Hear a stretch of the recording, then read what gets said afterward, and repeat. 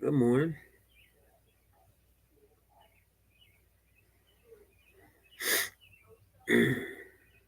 Trying to figure out how to keep my phone screen from going off.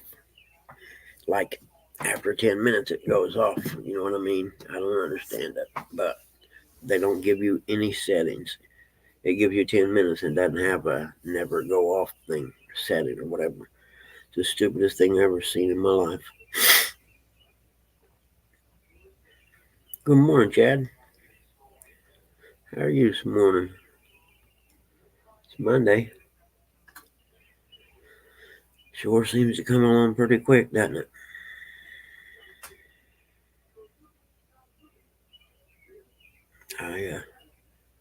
Interesting weekend. Just me and mom had some serious talks this weekend. We'll talk about it later in the show. Skipjack Cindy, good morning. Pontoon Jody, how on earth am I supposed to wake you up at 5:55? I have no idea. You want me to text you and say, Jody, it's time to get up or what?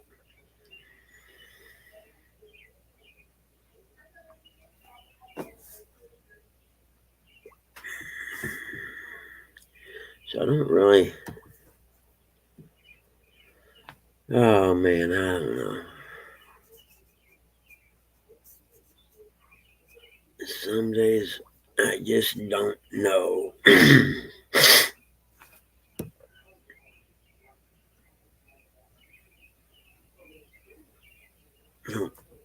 Let's see here. I'm messing with my phone because I have to have my phone on to do that, pin the screen or whatever. I put it on here on this, and then I have to go to my phone and pin it. I know I'm probably doing that wrong, but it's the only way I figured it out to make it work like that.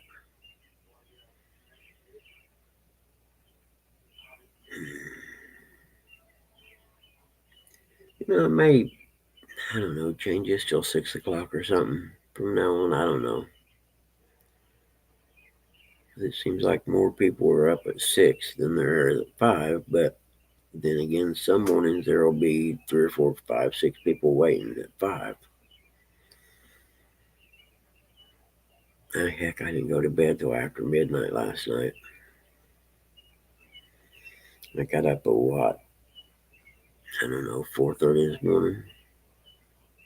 Yeah, probably 4:30, quarter to 5. And morning, Nate. Good to see you, buddy. I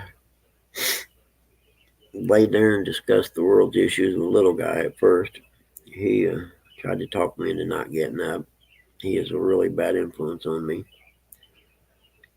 I was like, little guy, dude, we got to get up. He was like, all right, man, if you say so. Because he does talk, just only to me, though.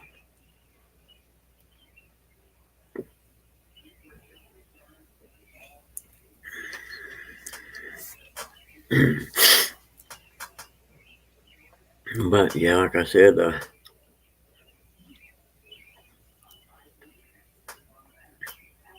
me and mom were talking this weekend, and kind of an awakening for me. Some things I didn't actually consider, and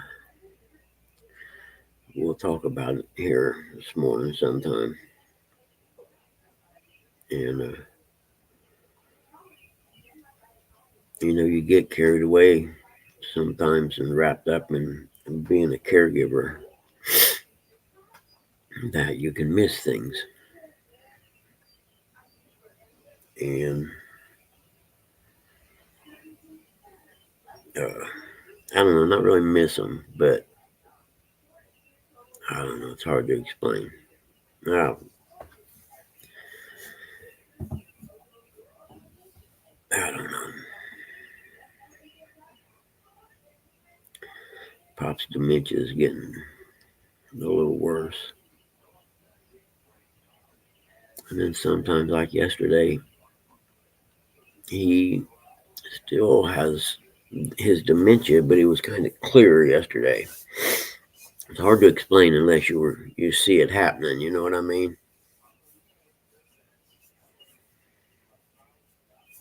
Oh man, dude, I hadn't sit around a fire in so long. I'd love to do that. When me and my girlfriend lived together in Noblesville. I know we was together about 10 years, I guess, and we had a fire pit out back, and it was nice. We had a fire every weekend. And actually sometimes we'd start that fire on Friday night, and it would go until Sunday night, and we wouldn't be up the whole time, but we'd be like up till say 3 in the morning on Friday, and get up Saturday about 10 or so or whatever, and then make a cup of coffee and go out there, and it'd still be cold, so I could just throw a couple pieces of wood on it. Next thing you know, the fire's going again, and it would just keep going. I miss that. In fact, I was just talking to Mom the other day about, I think I'm going to put a fire ring out back here close to the deck. I got a place all the way out in the backyard there, and I don't know, it's what, 100 yards or so back there that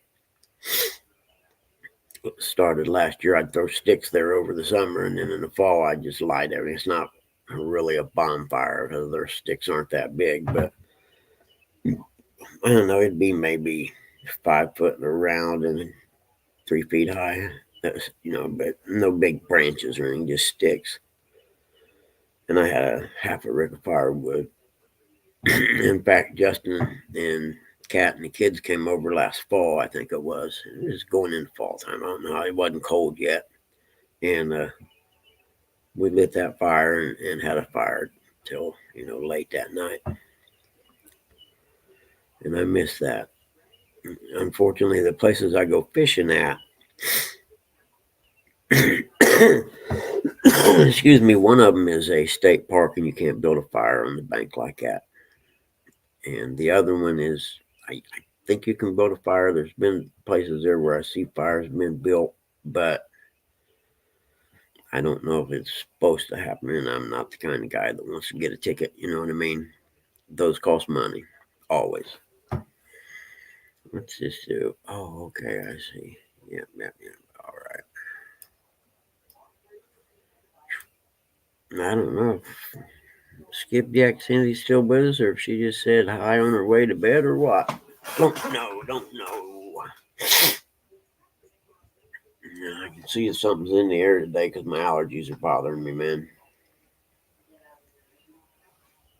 I better close the door. There's something flying around. I just had it cracked for a little while. You want to go out, buddy? Here. You want to go outside? Okay.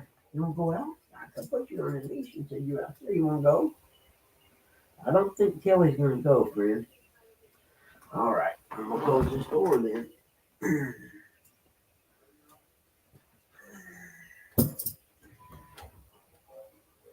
There you go. Oh, man. I was mowing yesterday, and Dad went out and sat down on the back porch after first arguing with Mom about he was going out in the garage. Well, there's no chairs or anything to sit in the garage, and it's a mess from all the moving, and I ain't got to throw everything away yet that I would like to throw away. Oh, nice, man. God, how good is that? Kids chasing fireflies and stuff.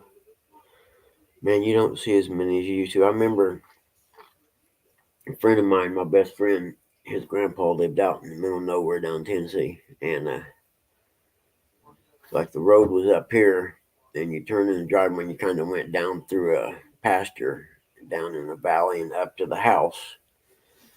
And we were sitting on the porch of that house one night in the summer down there, and out in that pasture area, there had to be a up there. I mean, it had to be a million fireflies. I've never seen anything like it before anywhere else in my life. It was unbelievable. Morning, dog. And I don't know, about probably 15 years ago or so, I was coming home from Lafayette seeing a house, and I was an apprentice back then. It's been longer than 15 years ago. It's been 20 almost. And it was getting dark out. I was coming home from Lafayette, and I would take back roads home from, 2-lane highways and stuff like that. But I turned on Highway 47, I think it is.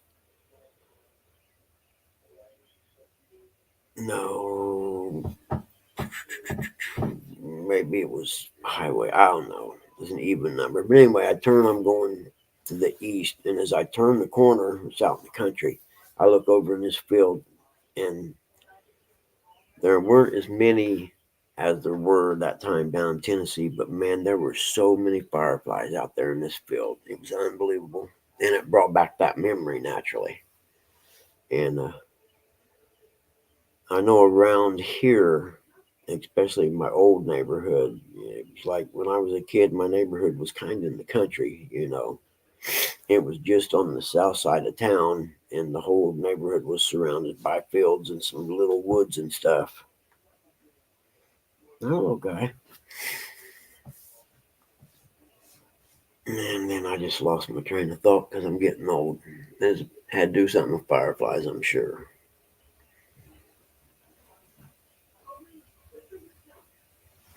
What's the matter, buddy? Oh, I know what it was.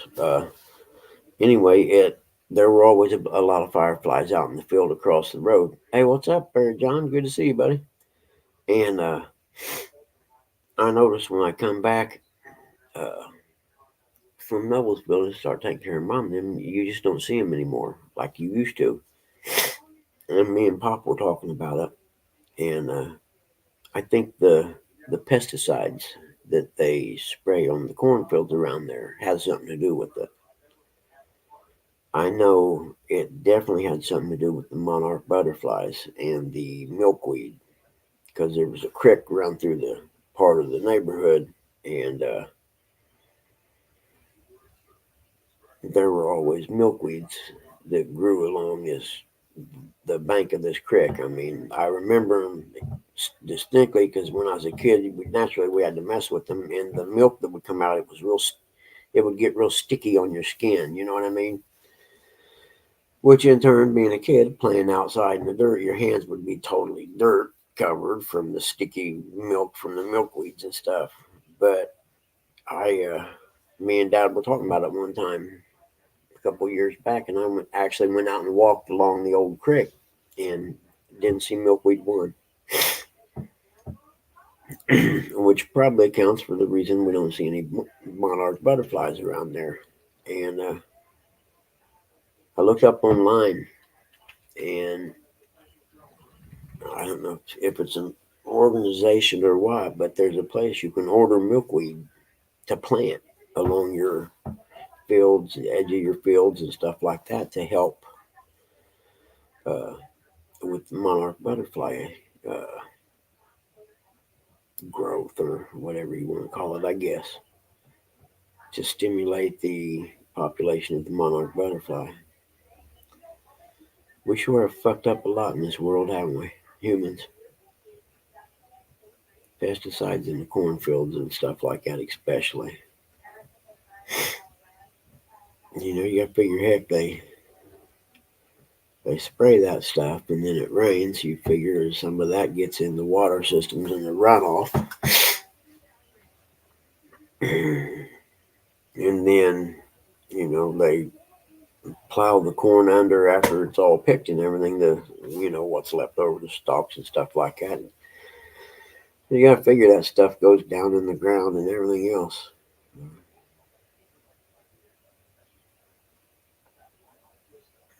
No wonder Mother Nature's so mad at us and sending hurricanes and massive tornadoes. And did anyone see the article about, what state was it in? That they had almost a foot of hail It looked like snow, kind of, when the picture I looked at first, but yeah, they had like over a foot of hail. I mean, that's some, I've never heard of anything like that. And I know we had a lot of hail here this year, and the insurance scams all are going. I mean, there's in my area over here, between here and town, there's probably two or three different little neighborhoods and stuff. And every yard has a roofing sign in it where they come in and replace the roof due to the hail. Now, don't get me wrong, I'm sure some of them had hail damage and needed to be replaced, but man, dude, I'm telling you that the biggest scam in the world. I mean, as a homeowner, I'd dig it. Hell yeah, put my new roof on. Hey, the field back behind me, John, actually, it had corn in it last year, and sometimes I come home the back way, come around past here, and they're planting soybeans this year with no till. Now, most of the places where they plant corn, they till. They'll till it in the fall and then come back in the spring and retill it and rake it and everything where it's all smooth dirt again to plant. But yeah, the most of the soybean fields I've seen, actually, there's two different ones around here I've seen where they had corn last year and they're planting soybeans this year. I forget. I know they have to rotate crops for something to do with the quality or the maintenance of the soil or whatever. You know what I mean? And they have to rotate them every year or whatever. And then I think some of them they have to let them set for a year and not plant anything. Yeah, dog. That's a good point. Yeah, very good point. Because all the big manufacturers here that were getting, you know, cracked down on for polluting and stuff after NAFTA, they just moved their manufacturing down there because ain't nobody cracking down on them. So you're exactly right, man. It's kind of amazing they fly from Mexico up here and vice versa. It's like hummingbirds, they migrate. We had a couple hummingbird feeders at the old house.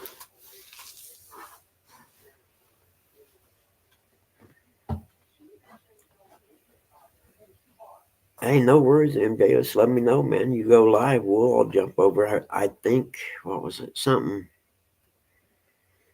happening at 8 o'clock. I can't remember what it is now. I got to do something at 8, and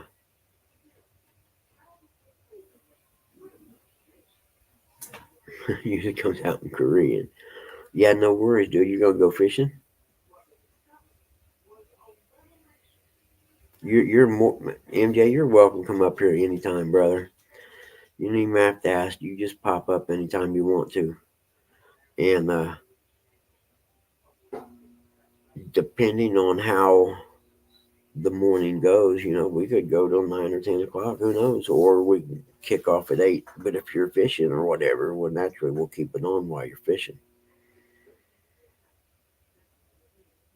But yeah, brother, you're more than welcome to come up here anytime.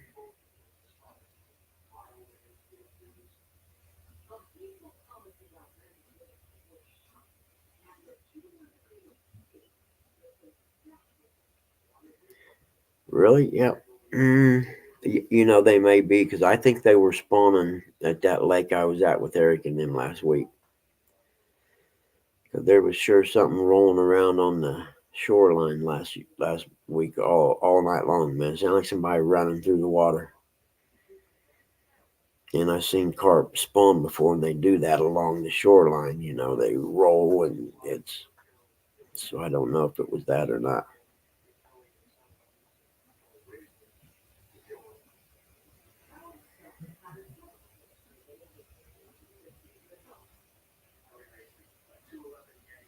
Yeah, no worries, brother. Like I said, you're welcome to come up anytime you want. And to be honest with you, I have no idea as far as the time thing goes. I've never really paid much attention to that part. You know what I mean?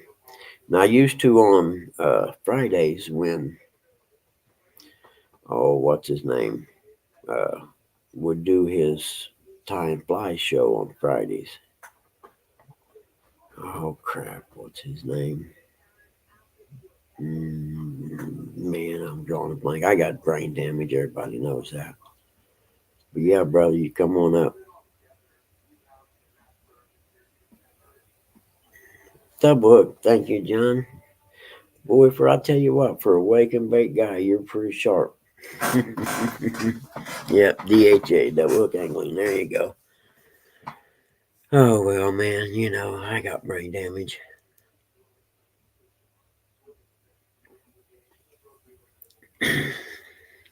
Hmm. Kill this camera so I can have a cigarette. But this John M's in here. I'll talk about what me and Mom talked about this weekend. We're having a hard time with Dad this weekend, and me and Mom were in the kitchen. I'm running like a bear trap. All night banking, nice. But me and Mom were in the kitchen. It was a really frustrating day Saturday, really bad one. And she looked at me and she said, "You know what? I'm tired, and I don't think I can take this anymore. I'm going to put your dad in a nursing home." And that was the first time in all this that I really thought, you know what? It's her husband. And granted, it's my father, don't get me wrong, but they've been together 63 years. And we were talking, and probably 15 years ago, she had to take care of, had to start taking care of my grandmother. And it's a little more than 15, probably. She had to go, well, I had to go down to Florida. My grandpa had a stroke a few years before, and we didn't go down there much because I had an aunt and uncle down there that, pretty much lived down the road from them, stuff like that. But things with them happened or whatever. But they were living in really horrible conditions, and we had no idea. Someone from down there got a hold of us and let us know. And we went down. We ended up having to move them up here. And Mom had to take care of getting Grandpa in a nursing home, getting Grandma, and I had an uncle who he was older than I am, but he wasn't very old. He was maybe 10 years older than me or so. My grandma and him had adopted him when he was a baby. He was deaf. And she had to get them a place to live. And after he died of a massive heart attack, that's when we had to bring Grandma to live with us. And by then, I was already up here trying to take care of Dad. So Mom had been doing all this for years on her own. And you could tell it was wearing on her, and that was when I came here. And then now we've been taking care of Dad all this time. And it hadn't dawned on me. And she said, "You know what? I would like to be able to relax for the rest of my life. I'm 83 years old." And it made perfect sense. I couldn't argue the point. And I'm not going to lie, there are times I get tired. So I called my son and told him that I need him to come over here next weekend so we can all sit down and talk. We're not going to talk with Dad, but so he can come over and talk. And I think there's a good possibility that we're going to have to do it. And I felt bad. I was mowing yesterday. I went out, actually didn't really need to mow bad, but I went out there to mow so I could think. And I felt bad because I hadn't even thought about that part of it. You know what I mean? You get so wrapped up in doing what you're doing and not thinking about the other side of it. And I told her that, you know, he's her husband and has been for 63 years. And that decision, in my opinion, is hers. Whatever she wants to do is I'll go along with. But we have a lot to do before that because he has the Sportster, the Moto Guzzi in his name, the Buick, and the little boat. And the reason the Moto Guzzi's in his name is because I owed the state some back taxes. And if you try to register something, they hold on to the title until you pay the taxes, which means you can't sell it if you needed to. So I think this week's going to be interesting. Jody, good morning. I was wondering how on earth I was supposed to wake you up at 5:55, honey. I had no idea. But look at you, you're dead on time. 5:55.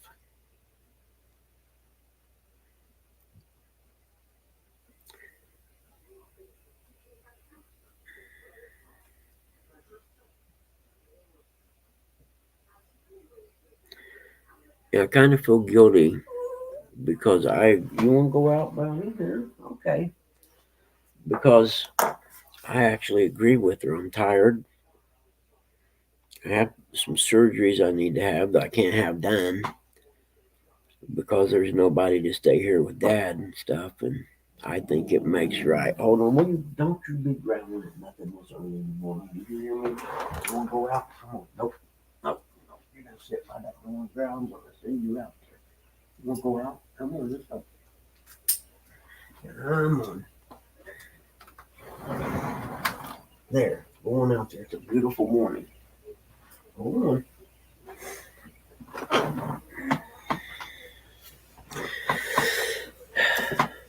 So I think that's what we're going to do.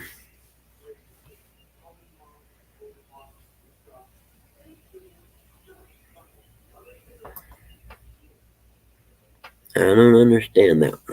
Just clicks into what? Exactly, John. I've been waiting on this darn sex change operation for 25 years now. Yeah, no, I got to get that hernia fixed. It's getting worse, man. It's getting bigger and it hurts all the time.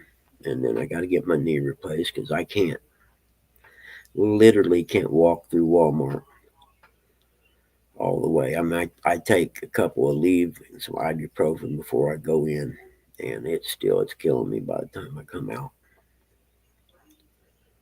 The hernia ones, I'm more worried about than anything. I got to get that fixed, and then here I am with this freaking massive hernia trying to pick Dad up all the time. Bagina, yeah, old Bagina, I like that. Oh, into a bowl, I agree, man. I guess all I need to do is go to prison and they'll pay for it in there now if I'm here in California, I think.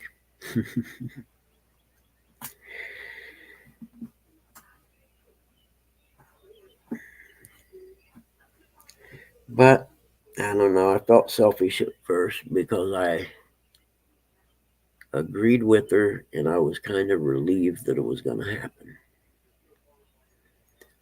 I don't think I should feel selfish. I don't think I should feel bad about that. I've, what, almost 10 years now I got to thinking about it because my big dog's 8, I think my son said, because he's got her sister. And I was here probably a year and a half before we got her. So it's actually been closer to 10 years. I didn't realize it. And go to Mexico. Dude, I actually made that comment to someone. Who was it? It was something about needing to get something done with Dad. And they said it wasn't covered or something along that line. And I kind of went off and said, "Oh, but if I was to F and take him across the border and walk back across, y'all would treat him for free, wouldn't you?" To which the lady didn't really have an answer. Yep, I've said that actually. Yep. How'd we ever get to that point in the world in this country? You know what, John? Our elderly people do without and have to choose between eating and medications, and these people stroll across the border and get everything for free plus $5,000 debit card and a phone. I know that's backfired on the Dems though, because a lot of black communities are not happy, and they're finally seeing the real Democrat Party. Just don't pay off your girlfriend. Yeah, no shit, man.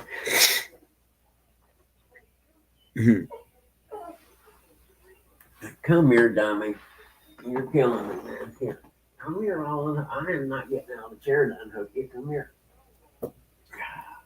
Ain't you something? Go on, get out of here. You're a pain in the butt already. Oh, look at that beautiful hog across the pasture.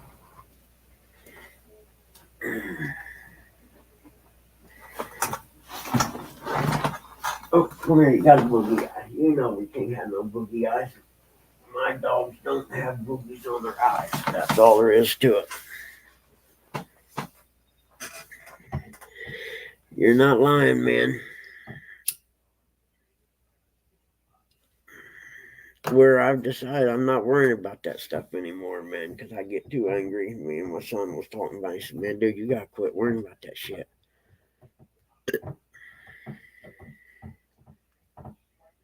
There is hope, though. I was at the gas station yesterday morning, kind of early, and the guy working there, we were talking about something along that lines of, the state the country's in or whatever. And this young dude said, us young people need to get on the ball and make change in this country. And he stopped me in my tracks. I was like, dude, you're the first young person I've seen yet that even mentioned anything like that. I said, maybe there is hope. And I turned around and walked out.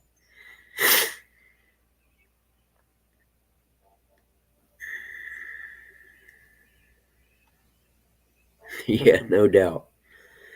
I was thinking about that, or the first president ever to go to prison and have a Secret Service detail with him while he's in there.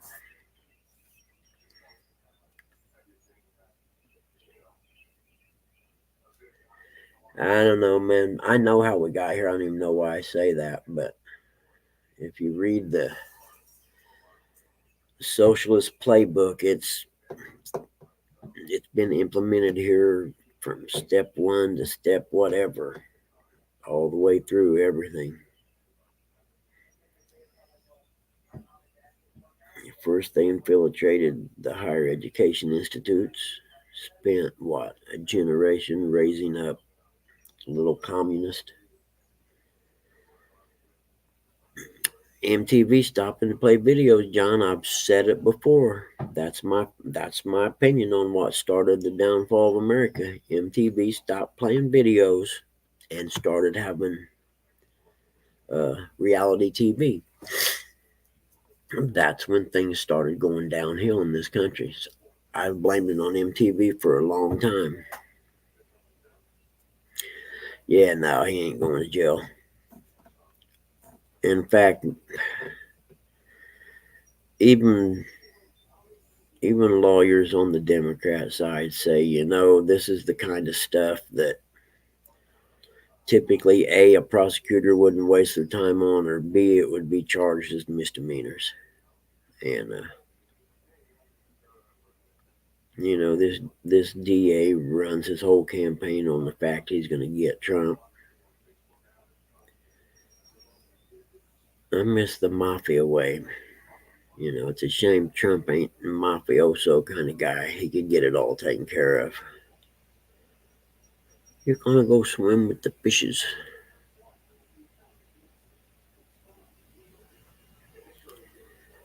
But it was nice to hear some young person actually say something about making change, because he's the first kid I heard say anything about it. Hey, Jimmy Geiger, good morning to you, buddy.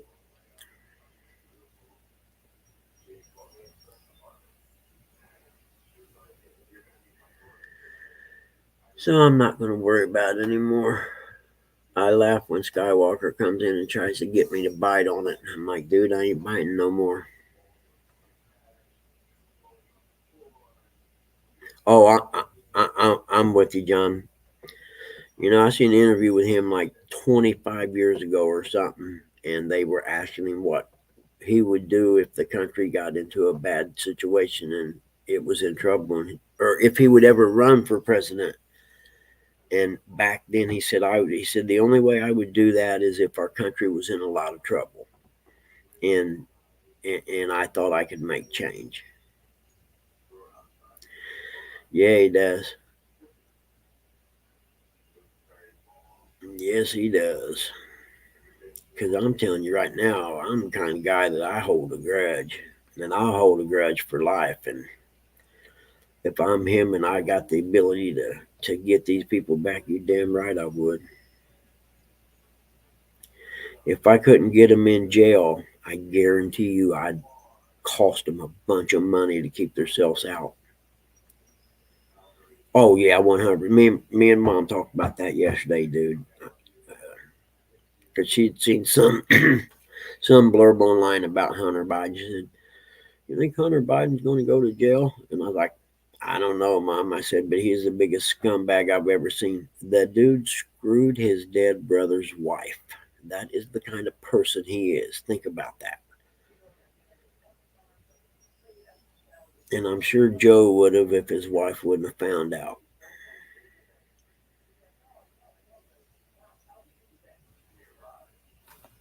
But yeah, so what they're probably going to do is try to rush his trial through, get him sentenced, get it over with so Joe can pardon him. They'll send him to prison on January 18th and he'll pardon him on the 21st or the 20th before the switch over or whatever.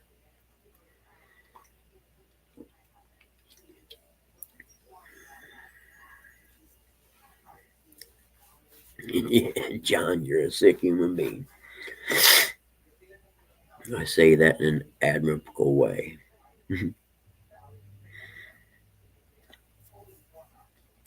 But yeah, I'm not going to worry about this shit no more.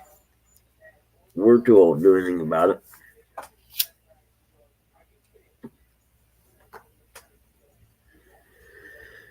I honestly think the only thing that would ever save this country is if the young people rose up. I mean, the ones on the liberal side did. Hell, they took over parts of cities and shit. Nothing happened to them. Hey, Stelling, you. Good morning, brother. It's good to see you.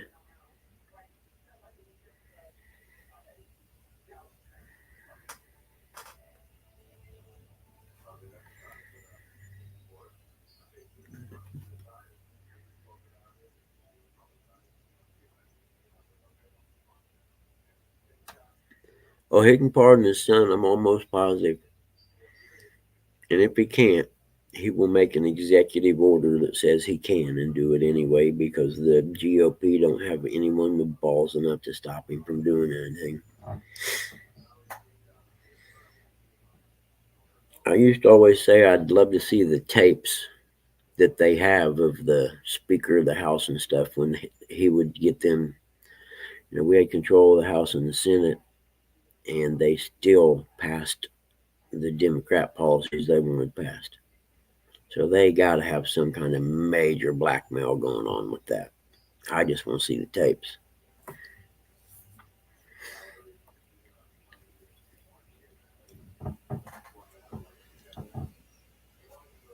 I mean, and even the new speaker done it just this year. What the heck did they get some prostitute or some paid escort to hook him up and get tape of it too? Yeah, no doubt. I should say Obama would make the new law.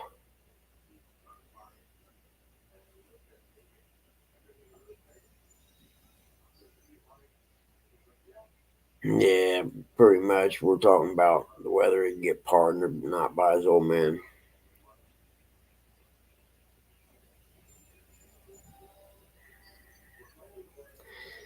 And I like what the new Republican people talk about the Uniparty. And they're right. In DC it's the Uniparty. All the swamp people on both sides are together, keeping themselves rich, getting rich. I watched a good interview with Tulsi Gabbard the other day, and she was there for 8 years, and she was she was pretty blunt about how things work there. And if you don't toe the party line, you get no money for your districts that you are in charge of. You know how they dish out money to districts is to buy off votes and crap. And you get no money to help run another campaign when the time comes. They pretty much screw you if you don't toe the rope. And that's the other part. The ruling class is. I watched Newt Gingrich talk the other day too, and he was talking about the two different classes in this world. And he said there's a class of people, and you're either from Yale, Harvard, or Cambridge universities. Okay, the people from those three institutions marry each other, consider themselves superior to everyone else, and think it is their position to tell us what to do and what is best for us. And they believe that. They believe they are superior to us. And he said they all come from the same three institutions. They all live within the same zip codes, and they pretty much make and control everything. And they consider us second class citizens and not smart enough to know what's best for ourselves.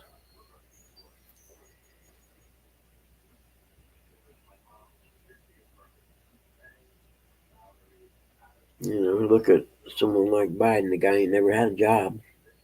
The only job he's ever had is taking money from the people. Boy, it does, doesn't it, dog? Kind of sounds like a master race of people. Yep.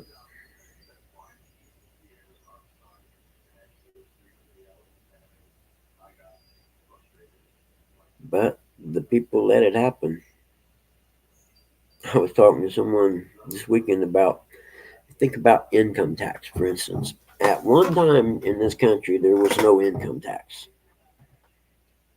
And I can see how it happened back then that they passed a law to tax your income. And because there wasn't, mass communications like we have right now, that law would have been passed through Congress and made a law before the average American ever even come close to hearing about it until they started taking it out of their check. Because I was like, can you imagine how on earth did the people let that happen that they would start taxing your income? And then the next thing you know, they tax your property. So now you never own your property, which their idea is that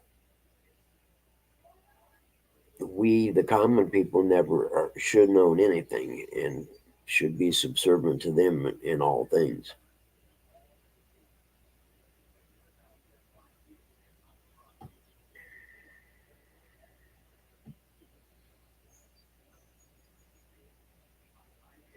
Yeah, I do too. I do too, dog. I mean, we are in the grips of socialism. Just no one actually says it out loud. I agree 100%. Well, we are, and it started after 9/11 when they implemented homeland security, and then they used the tragedy to pass laws to be able to spy on the American people under the guise of safety.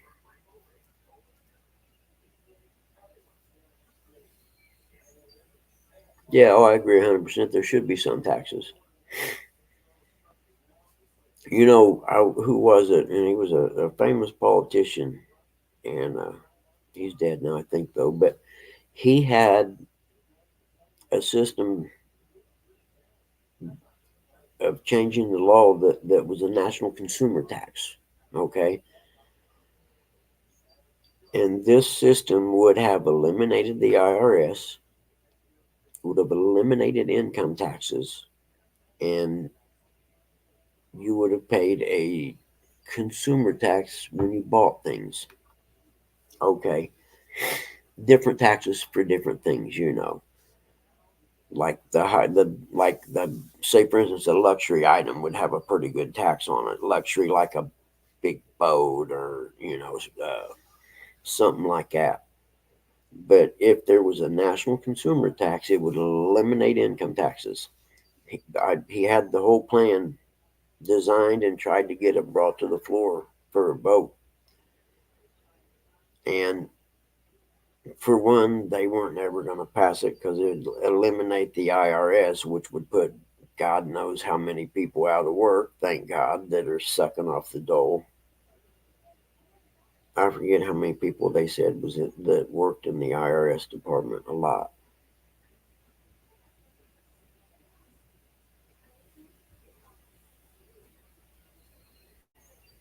Exactly, dog. You never ever own your property. But yeah, in the naturally the media would never cover the national consumer tax because if the average person heard about it and heard the details of it and how it worked, they would have been demanding of their representatives and stuff to make that a law. Could you imagine getting your paycheck without federal income tax taken out of it?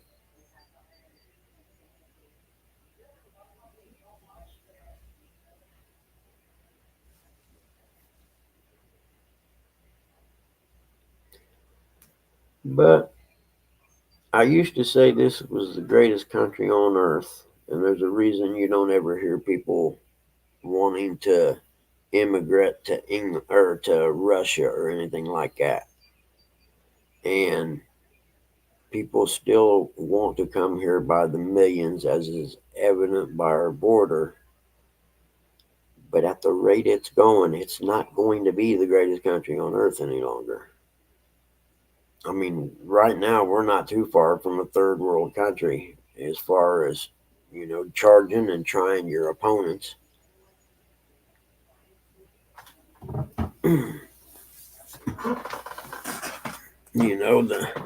The only thing they got left to do now for Trump, if they can't get him in jail, the only thing left is for them to kill him. And they're actually now the Simpsons episodes have predicted stuff that happens in the future, a lot of stuff. And there is a Simpson episode where there's Maggie, not Maggie, the other daughter, standing in front of a tombstone with uh, Trump's name on it. I forget. I seen the clip of it yesterday online somewhere. And in fact, I forget who it was asking that. Might have been, it wasn't Tucker Carlson. Yeah, it might have been Tucker Carlson asking him if he was afraid that they were going to try to kill him. Good morning, Stuart. Good morning, Misplaced Country Girls. Good to see you, hon.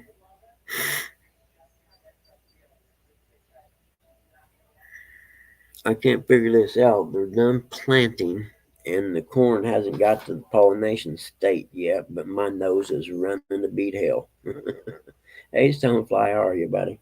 I don't know what that's all about. Usually the allergy thing's over by now.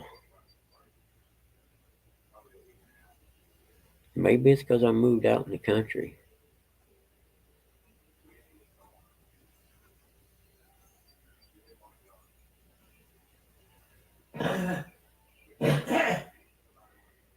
Hell, Hillary Clinton let a friend of hers who was a ambassador and his staff get killed while actually live viewing him requesting help from him that was less than 2 or 3 miles away in a secret military place. Obama uh, used drones to kill Americans. I'll be back. My dad's up.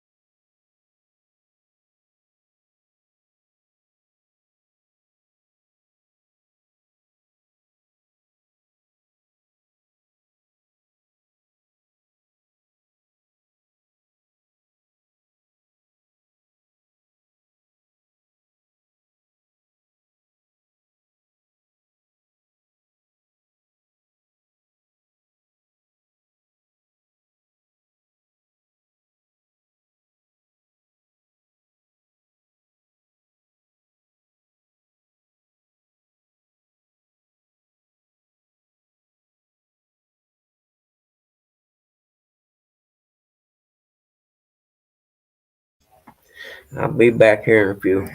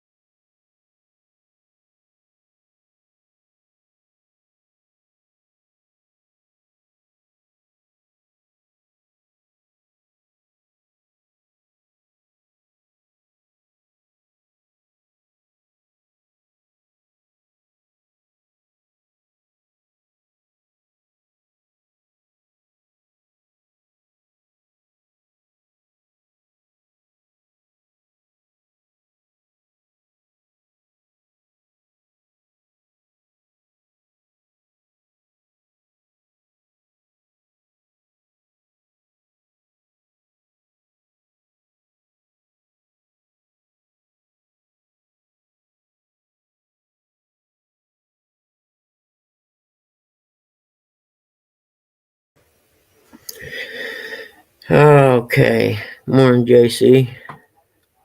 Chris M.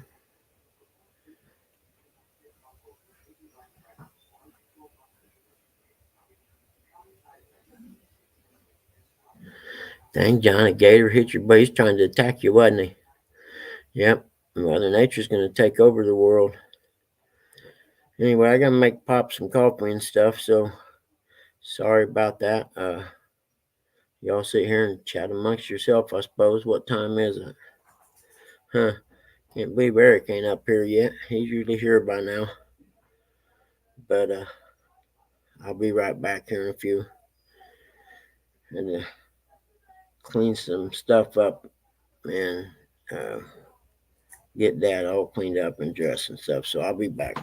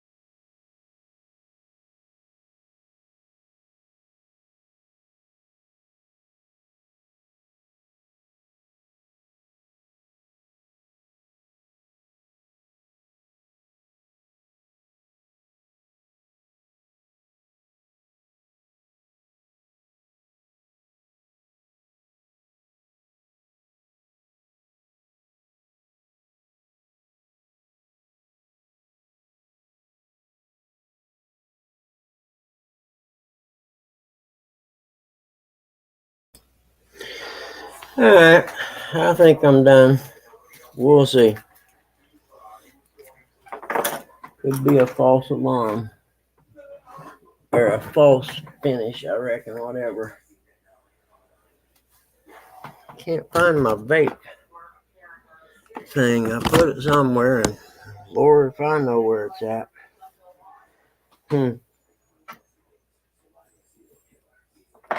Do got to take my medicine. How is everyone? Did you miss me? I didn't think so.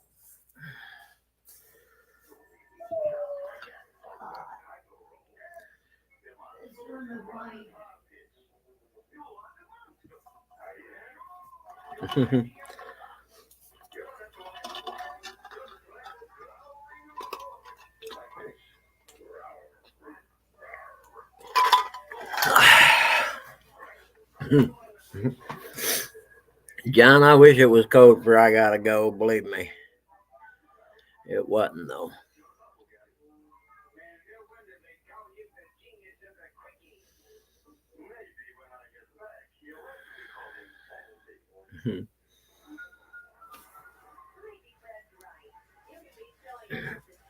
I know, dog. Sometimes you just gotta have Taco Bell too.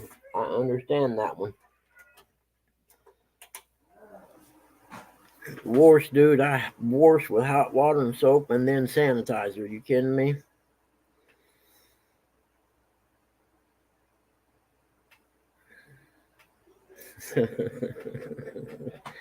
Yeah, I wish.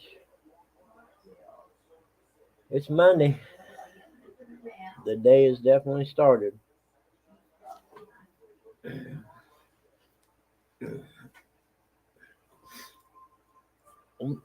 Phone done shut itself off again. I don't know why you can't set it for the screen to stay on all the time, but you can't.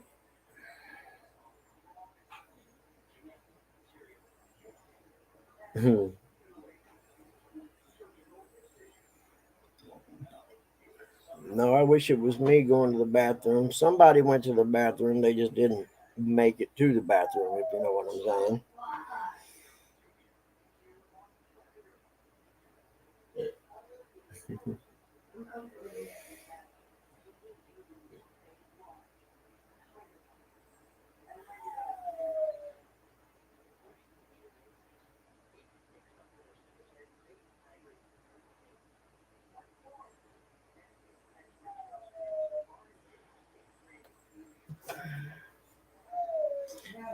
Tilly, please quit whining, you knucklehead.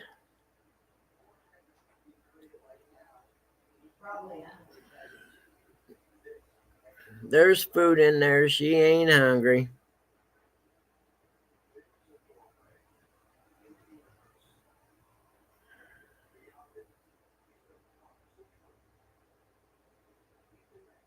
Good morning, Jack. Wine, baby. Wine, baby.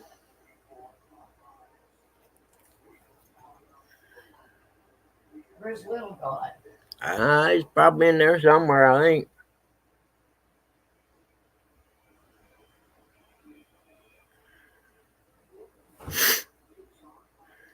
Everybody's up now.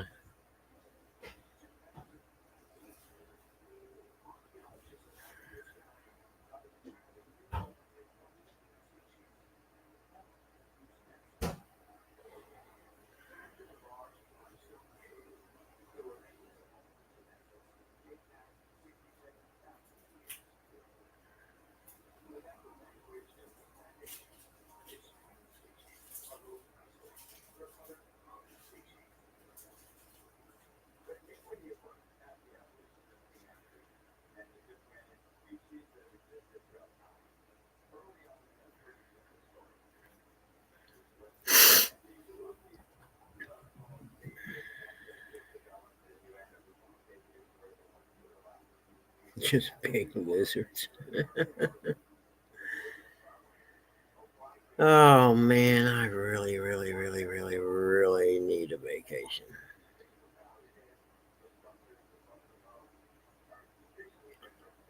All right. Oh shoot! I was gonna make me a glass of ice water. I'll be right back.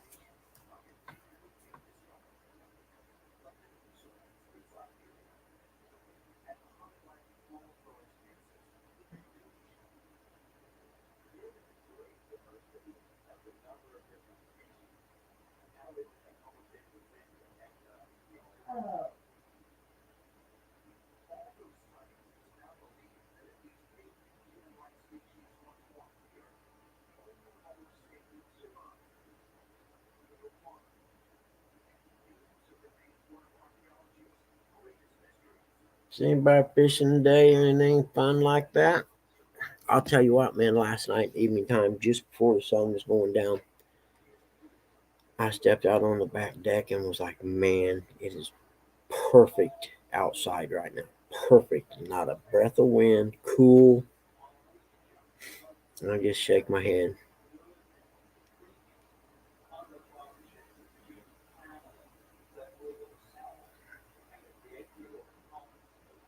Where's the Golden Corral?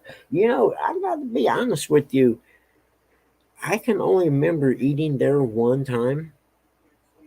We used to have a place here called Old Country Buffet or something like that, but I think I ate at the Golden Corral when I was dirt bike racing down in Florida one time, and it was the evening after the first race, which was on a Monday day time because it was bike week. So the race was on Monday. Then I had to drive from Palatka, Florida to Daytona. And when I got to Daytona and got set up at the place for the next race that's that Thursday, I went to the Golden Corral place. Hey, what's up, Viking dude? Come on up, man. You're welcome. I'm gonna go. I gotta go make me ice water. I'll be right back. Oh Lord. What are you doing today? Headed to work? Yeah, I'm heading to work. That's beautiful. It's good for you. I know. I'm kidding. It's Monday. I shouldn't even joke about work on Monday, should I? I'll be right back, guys. No, consider we got rain all week, so it's coming. If it's gonna rain, I'd just soon work. So they're gonna try to pack as much in as they can today.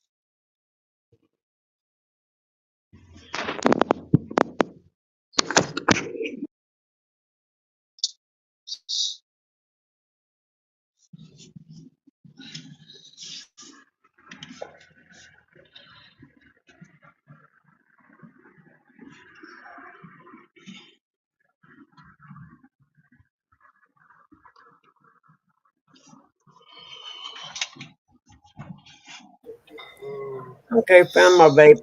I knew where it was. I didn't know, but I got the. I'm one of them. If I can't find something, I start retracing steps. And I was like, "When was the last time I Yeah. seen that?"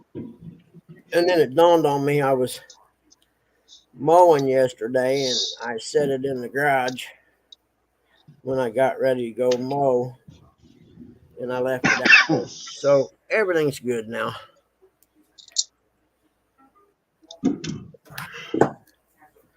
There's Rusty. I didn't want to get up this morning. Yeah, me neither. That cool air. What up, dude? Good to see you, Rustic. I was wondering where you was. I just woke up. Nothing wrong with that, brother. Nothing wrong with that. Hey, morning, Zach. Oy. Hey, hey, Oh, for me to be the hell alone, it's too early in the morning. Yeah, it is. I'm mixing up my ice water here. Come here, you want to go out? Dog, morning 205. Morning, John. Come here, what are you doing? I've been busy all night or all weekend setting up the fish Come here, one. Yep, yep, yep, yep, yep. There you go. room. Y'all have to see it when I get done with it. What's that? Your My fish room. oh, cool. John said, is that what a Viking Uh, looks like after a hard day of pillaging? hard day of what? Pillaging? I still didn't hear you. What was it, Rusty? John said, is that what a Viking looks like after a hard day of pillaging? Oh, okay. Yeah, I seen that. Oh yeah, most definitely. Rough. You look rough. I could use some pillaging.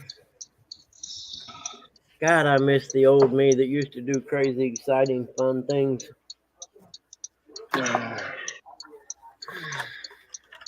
Yeah, but you're probably more likely to go to jail then. If you were Yeah, anything like I was. I was thinking of waking up this morning, every muscle in my body hurting from a good hard dirt bike race yesterday. I miss those days. You know, it was a good race when you wake up and even your toes hurt. Did you do endurance or did you do straight track? Yeah, I raced enduros and hair scrambles. I raced motocross when I was young, but that was in the 70s. I did endurance. Now, 205, I wasn't naked in the drunk tank, but I may have woke up in the drunk tank a few times. I wouldn't be messing about them because that's the most expensive motel you're ever going to stay in. Once the bills for that start rolling in, it gets ugly. Sometimes you even have to sell one of your street bikes to pay for the hotel room. What, are you ready to go out now? Here, I'm going to leave it in the okay? There you go. Enjoy. What? You want some food I or know Jody's watching. Morning, Jody. something? Yeah. Water, but yeah, food in there. It's not in here. Not already. Let me get some water. I'm gonna get some water. Hold on.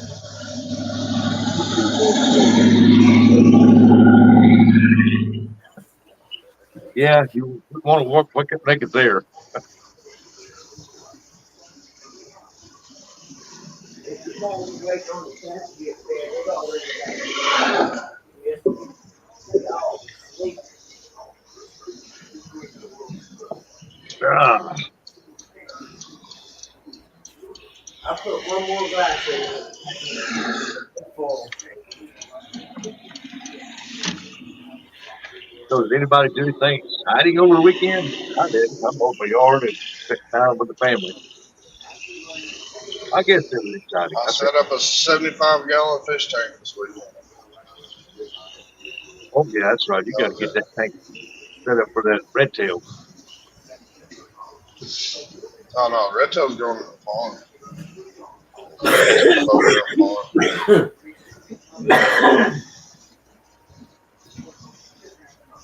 There's Joey. I knew she was. Fudge.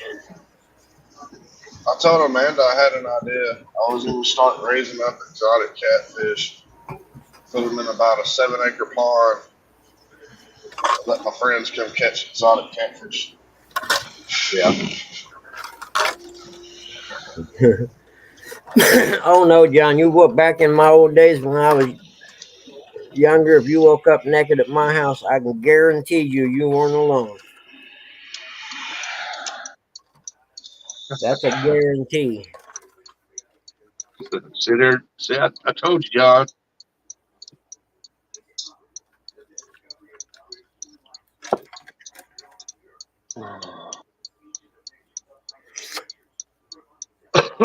Good morning, Joey. I knew she was watching. Now don't you start. Don't. Nope, I didn't do nothing exciting. I think the most exciting thing I did this weekend was I caught that mole that's been digging in my yard. So that makes number 5. Did you pop it? Huh? Did you pop it? Yeah. Yeah, yeah. I ain't shot nothing in a long time. Maybe I'd feel better if I went out and shot something. Oh, I didn't know. I didn't pop it. When I went to dig it up, I cracked it. I went to dig it up. I must have hit it with a shovel and killed it. And so I went and throw it out there in the road. When I went to throw it out there in the road, a bee passed by. Just as soon as it hit, poof, beagle went through. I'd have been 2 seconds later, that mole would have splattered that windshield. No, John, that Oh my means you God, I'm so woke up sorry. I with didn't a even see couple no come. bimbos laying around you. Yeah, I'd like to shoot something now that you mentioned. I haven't shot anything forever. Hey, Or morning, Rhonda. Whiskers. I gotta scroll up here and see if I missed anybody that came in while I was cleaning pop up. Or Terry Okay. B. Or Rhonda. 205, morning 205. I think I said hey to you. And the best I can tell, that's it. Jody messaged me back. Tell me why did you pull the trigger on that? Hey, dude, what you doing? Push ups or what? Hey, He's taking You. deep breaths, getting ready to go to work, getting ready to get there. Hey, Terry B. Oh, no, you don't want to go out. I just closed that door back up. You didn't want to go out and hook. I'm gonna So play that that means game. Strangest place no. you ever woke up. Strangest place I ever woke up. Mm, boy, that's a tough one. Arkansas I in a got bed. one, middle of a cornfield.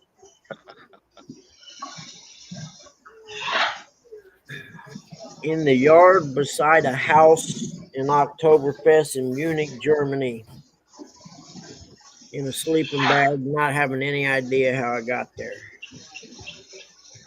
or where I was. Yeah, I think mine was better.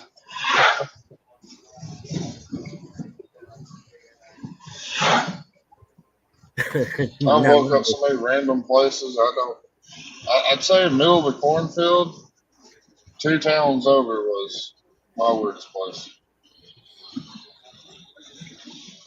and see, I woke up in the seat of an old 40 Ford that my brother was redoing one time and have no idea how I got there or where my Volkswagen van was.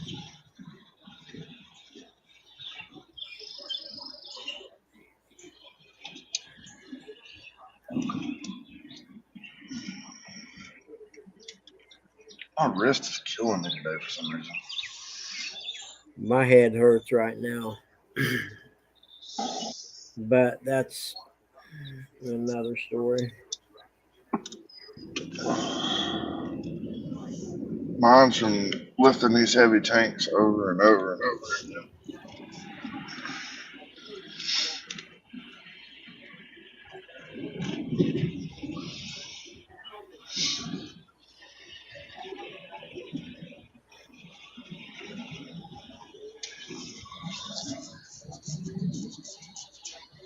Yeah, it's funny to talk about that stuff, but man, there's a lot of us that are lucky we're alive doing that stuff. If you do that kind of stuff today, there's a good chance somebody's going to shoot you and steal all your stuff.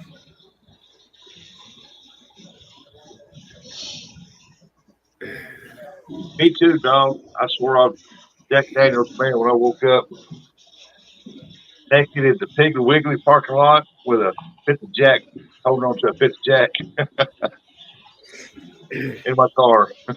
I swore off Everclear. Remember that stuff?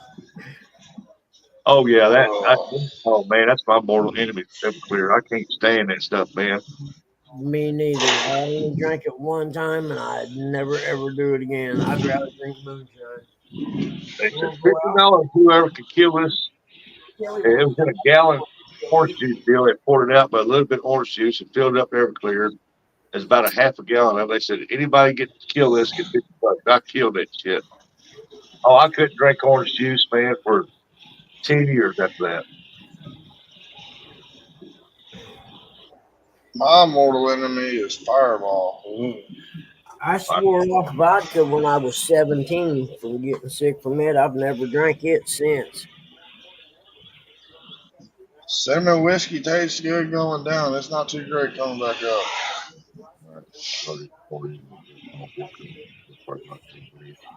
Mhm.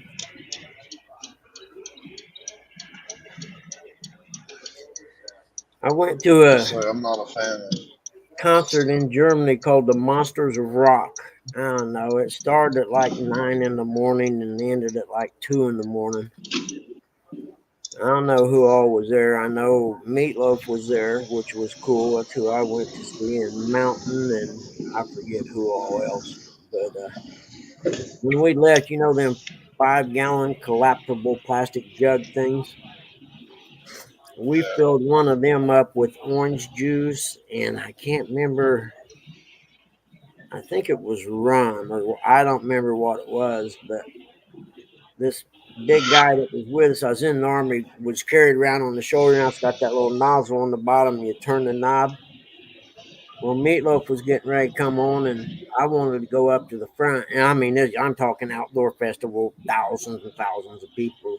And he's like, "Come on, man, I'll get you up there." And he'd start working his way through the crowd. And if someone tried to object or something, he'd just look at them, hold that jug over, open the nozzle, and open their mouth and fill their mouth with orange juice, and off we'd go. And we made it up to the front just in time.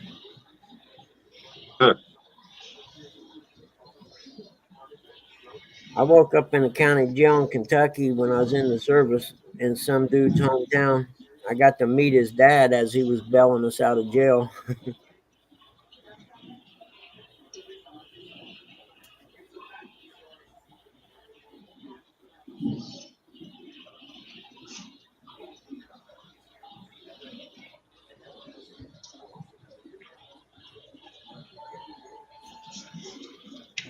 I quit drinking completely. Once I hit 22, I was just not interested in No, drinking no John, more. this was the Bat Out of Hell album time. Not that I would do anything. This was the Paradise by the Dashboard Lights album. And Two out of three ain't bad, Buggy. yep, yep. And you can say what you want, John. If you ain't seen Meatloaf, that was one heck of a good rock show. I'm telling you. The Bat Out of the Hell album was killer, man. Had the guy on the Harley riding out of the grave with knocking the tombstone over. I used to have that album, Bad Out of Hell.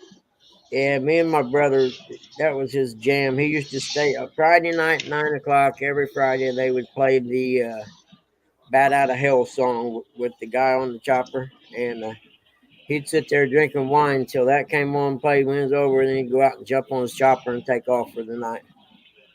Whenever the 80s, man, or that would have been 70s then. Yeah, the 80s, early 80s, 70s. What a great time, man. I don't like that song, Paradise by the Dashboard Lights. Dude, you know that video rocked back in the day. The Paradise by the Dashboard Lights video. You closet homosexual, I'm telling you right now, John, that was a jam video back in the day. I don't care who you are. I never seen that. The chick in the white spaghetti strap tank top with their nipples sticking out. Come on, man. You gotta be kidding me. That ranked right up there with Jay Giles' Centerfold song and Joan Jett.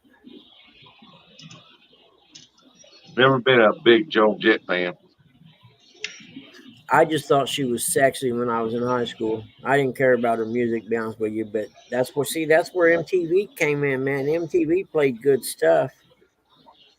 Us metalheads never get into that. My favorite band is Metallica. Now, in high school, my favorite band was REO before they went pop, back when they made albums like the double live album that was rock and roll. Gary could play the guitar. My favorite show I've ever seen was I've seen Five Finger Death Punch twice. You They know, put on a good show. I've heard about them. I have no idea who they are, but another friend of mine went and seen them last year or year before last a couple times. I still, to me, Bob Seger's still the best uh, concert I ever seen. No, REO wasn't pop, dude, when they made the live album. Have you ever heard the REO Speedwagon live album? You get what you play for, I think's the name of it. If you've never heard it, then go back and listen to it and tell me that again. That's got some guitar string stretching, buddy. I'm telling you right now. They weren't pop until they came out with the last good album they made was You Can Tune a Piano.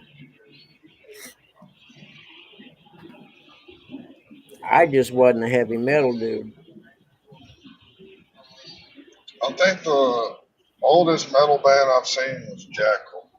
I like Sticks too, John. You're 100% right. That was rock and roll in my day, dude. Just because you metalheads didn't get it, I guarantee there's more chicks at an REO Sticks concert than there was at a heavy metal concert. I What guarantee. Jackal, aren't they the ones that sound like ACDC? No, wait, Jackal. I suppose Molly Hatchet was pop music too, wasn't it, John? I seen them warm up for REO Speedwagon in Market Square Arena in probably 79 or 80, I think it was. Or Blackfoot, maybe. That was a pop band too, wasn't it? I know you are, dude. Molly Hatchet was cool. I liked them. Their show was fun. I didn't He get to sounds see. like pushing your butt, bug. He I sounds. know. I see it. He always is. It's Monday. It's Monday. Typical God. I can tell you right now, if you done what I did 25 minutes ago or so, nothing on earth would bother you. Believe me, nothing. Are you hung up now? You got yourself tangled around the chair, didn't you? And you expect me to get up out of my chair, come out there on that deck, and untangle you because you're a dog and you're not that smart. All right, that's a deal. I got you. Come on, quick. Go this way. I don't know how you done that. This way. Come on. Ooh, that's not good. Driving through a wreck right now. Somebody got T-boned. Oh, Stop. T-Bone. Stop. Stop. Stop. Oh, yeah, that Go, ain't go. looking good. They all look okay though. Everybody's out of their cars. Well, that's good.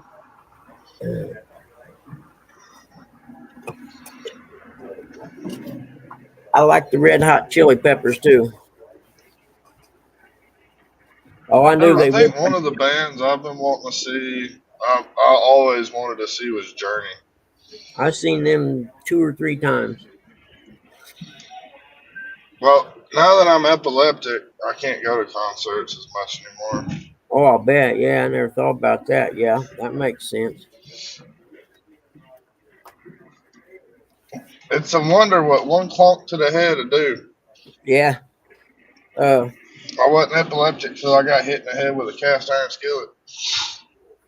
rightfully earned. I'll bet. Hmm. I bet they Uh, bad. You broke the somewhat. skillet. Any of y'all ever seen Bob Seger in concert? Nope. Dude, I'm telling you, I've seen him 3 times, all of them with my brother. Well, I can't listen to REO or to Bob Seger nowadays. But man, I'll tell you what, you talk about rocking out for 3 hours solid. Who needs a warm up band? Yeah, every time I seen Bob Seger, I left there covered in sweat. But believe it or not, the last time I think it was, or the second time I seen him, he didn't play Turn the Page. I was like, you got to be effing kidding me.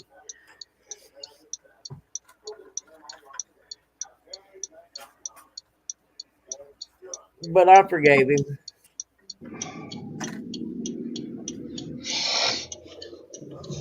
I Y'all remember see? his. Well, I'm jumping off here. I'm about to pull into work now. All right, man, have a wonderful day at work. All right, Zach. Take it easy, bud. I'm going Just to remember, do my best at that. it's by the hour, not the job. So don't hurry. Oh, I ain't never in a rush. Yeah, me neither. Life's too short for that stuff. Oh, yeah. They want to complain at me for being slow. Yep. They can get over it.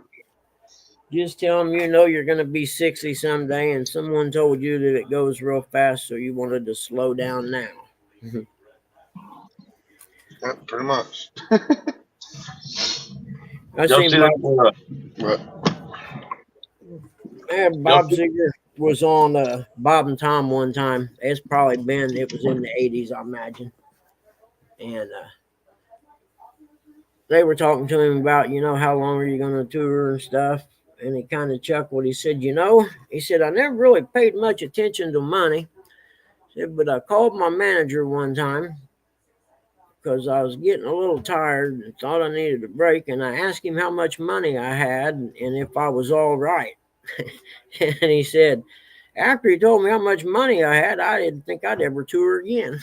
Y'all see where that Journey, that Filipino boy, he took over the lead singer spot for that band, and he Yep, sounded just like him, just like him. yep. But He still can hit not them the high same. notes and everything just like him. I'm like, it sounded just like him. I think I actually seen them with him.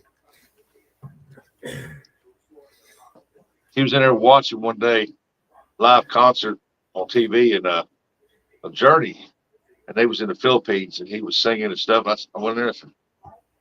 I said, we watched a live concert. I said, Journey's live. And I went and looked, and I said, well, that ain't so and so. And she goes, no. I said, he took over the spot, Yeah. when I sat there and watched the whole thing, it sounded just like him. I mean, identical. I seen an interview with the original lead singer guy. I'm trying to remember his name, but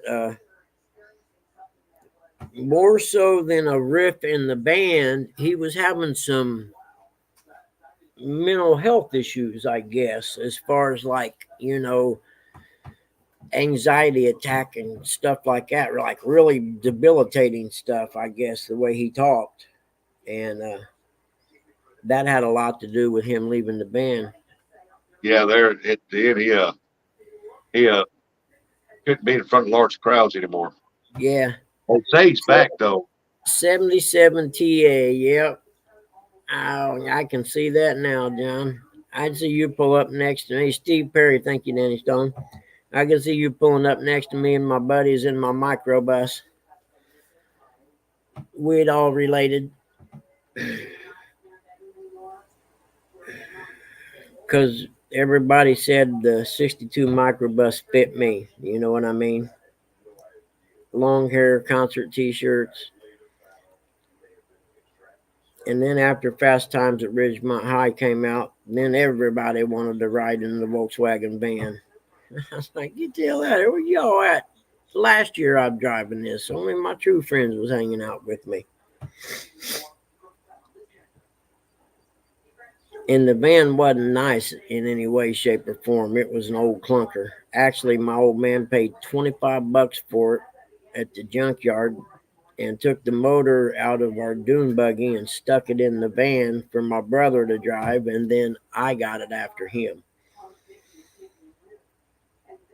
Although that $25 in today's money would be about $100, I suppose. Yeah, yeah, cool. Actually, yeah, good movie, John. I seen that when that came out, the original Kiss movie where they had superpowers and stuff. Okay, guys, we go to PG-13 for a little bit. How's it going, Joshua? Good morning. How are you doing? Doing Hey, well, brother. Uh, the movie that best reflects my generation, the movie Dazed and Confused, hit it pretty darn close as far as the keg parties on the weekends and stuff like that. I mean, they over exaggerated the freshman initiation and stuff like that. I mean, we had freshman initiation, but it wasn't nothing that crazy. And my brother being 2 years older than me, you know they got me. Yeah, roughly. Yeah, yeah. That's the movie. Back in the day, we thought that movie was something else. Now you watch it, it's like, oh, that's stupid. Hey, John, I can't remember that there's somebody's got a video out on here that they filmed. Two guys were in high school were filming. They carried a camera around and they got a killer. It's probably 35 or 40 minutes of them filming everyone in the parking lot in probably, I don't know, early 80s or something. And I think they were at a Metallica concert. And they were just, I mean, if I ever come across it again, I'll send you the link, man. I guarantee you'll look and say, yep, I've been there. It was awesome. Yeah, Metallica rocks. I can't remember but I come across it, and then they have two or three videos that they made sort of like that. But the one in the parking lot at the concert, have you seen it? Yeah, that I'm like, oh man, you talk about memories. You know, back then, man, you could pull into the parking lot of the concert, people standing around partying and having a good time, no hassles, no big riots or nothing. And the cops wouldn't bother you if you were discreet. Nowadays, you try that and you're going to go to jail on a felony. Yeah, yeah, they went to a record store. Yep, you know the one I'm talking about. That's the same guys. Yeah, what forethought? I wish I'd have thought about filming some stuff back then. I mean, from concerts, and then we would pile in my Volkswagen van and go to BMX races, indoor BMX races in the wintertime in Indianapolis and Lafayette. Yeah, it was cool.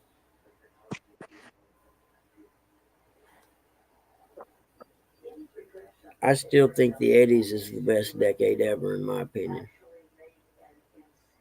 Yeah, 80s to mid 90s, or about close to mid 90s. Just the 80s for me. By the time the 90s hit, I was living the serious. I was an adult doing adult stuff, and it was okay. Morning, Russ. There you go, Stellan. You get you some shiners and go catfishing with some live shiner bait. I Hey, think still here. I got a lot of paperwork stuff I got to do today. A lot. What'd you say, Joshua? I said good morning. Oh, yeah. I said good morning to you earlier. Oh, sorry. What are you doing today, Joshua? Anything interesting? Not that interesting. Our Yeah. church, our church is having a yard sale, so we're trying to collect stuff for that yard sale. Oh, dude, if I lived close to Oh, you, I could fill you up a pickup truck worth of stuff I need to get rid of. it's like the Dr. Feelgood tour, Motley Crue, man. I went to that one there. That was a good one. Yeah, yeah. See, there were so many good rock and roll bands in the 80s.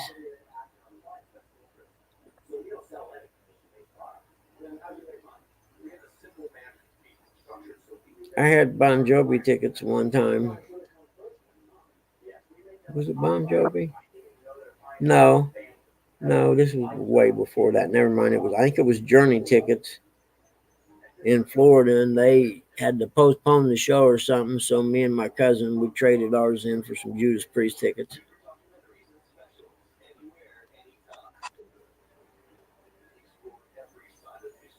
What's it? Lakeland, Florida. That's where it went.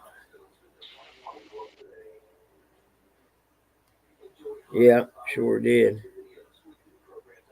Like Florida? Broke up a little bit there, buddy. Did you say Lakeland, Florida? Yep.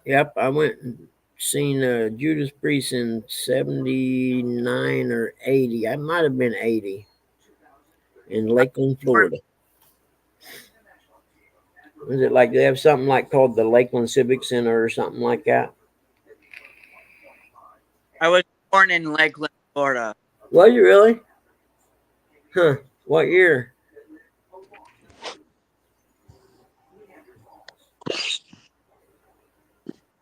I was born in Lakeland, Florida. Yeah, what year? 1985. Oh, dude, I could be your dad. I'm teasing you, buddy.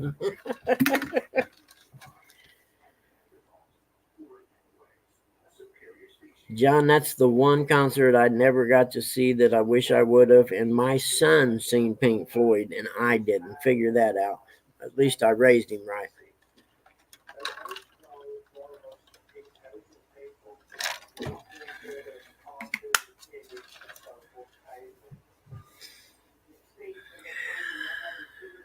I wish they would bring back the 90s shows we used to watch, like Mr. Rogers, Reading Rainbow.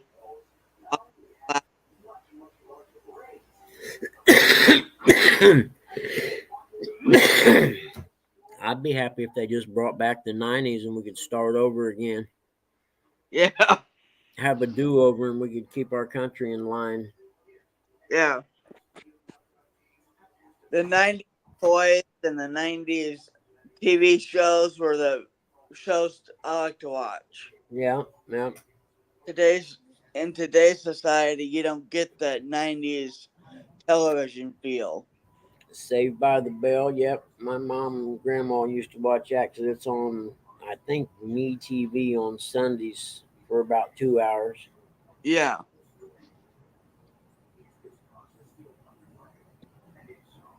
I still like old Andy Griffith, man. The original Andy Griffith shows before Barney Fife left are some of the best television comedy shows that were ever made.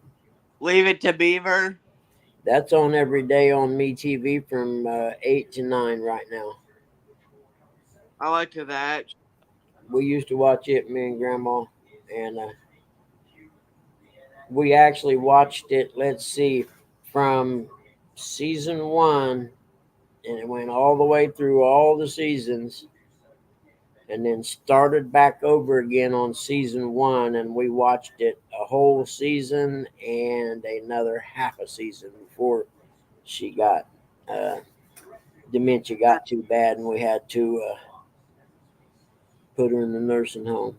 Anything Andy Griffith as far as from the time Barney Fife left and then when it went into Collar, yeah, forget it. I won't even watch them. Yeah. I like Silent. Something. Where you at today, Joshua? You're breaking up a little bit, buddy. At my house. Do you have earbuds in? I'll leave. I'll leave and come back in and see if that helps. Okay, you don't have to. I just say it because I'm only getting about half of what you say.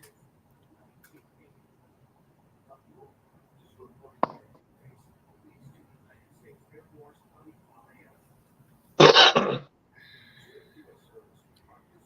it to Beaver. That reminds me of a story. Oh, my goodness. Can only imagine, John. Can only imagine. Ward, you were pretty hard on the beaver last night.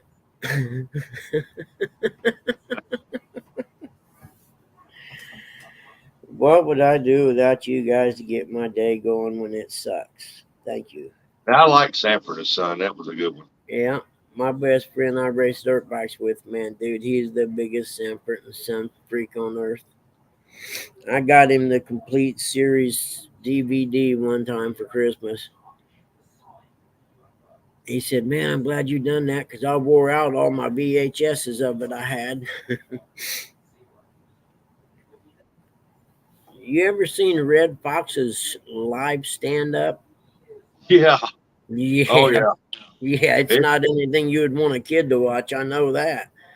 no, and I never realized till I watched that he was a chain smoker, man. Yep, yep. And he was nasty in If his live stand up. you watch Sanford the Son, it's like two different people. I mean, Exactly. Yeah, 100%. dynamite. Hmm. Yeah. Why, Oh, you oh, old buzzard? And honestly, they don't really make any good quality television shows anymore because it's cheaper to make reality TV because they don't have to pay actors these big fees. Yeah, good times. Dynamite. You know, they had him on Bob and Tom one time, and after it was over with or whatever, the interview and stuff, and he was gone, and he never said the phrase dynamite. And they were talking, someone asked him about it, and they were like, "Oh yeah, if he says that phrase, he wants you to pay him extra." Morning, Dave Bozart.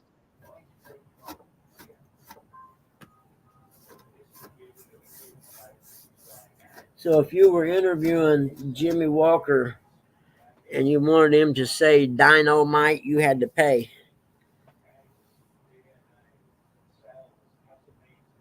You dish eyes fool. Yep. Hey Dave, morning, buddy.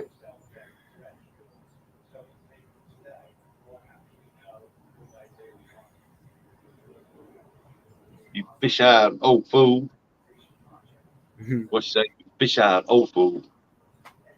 Now, I think the last TV series I liked was The Office. Was pretty good.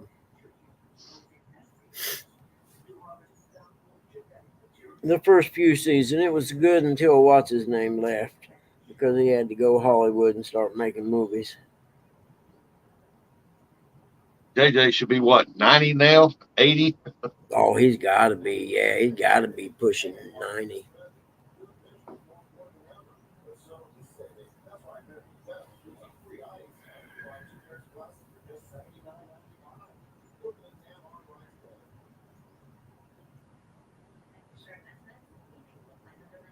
Could you imagine being one of those guys that starred in a TV series back in the 70s or whatever, and every month you have a royalty check roll in?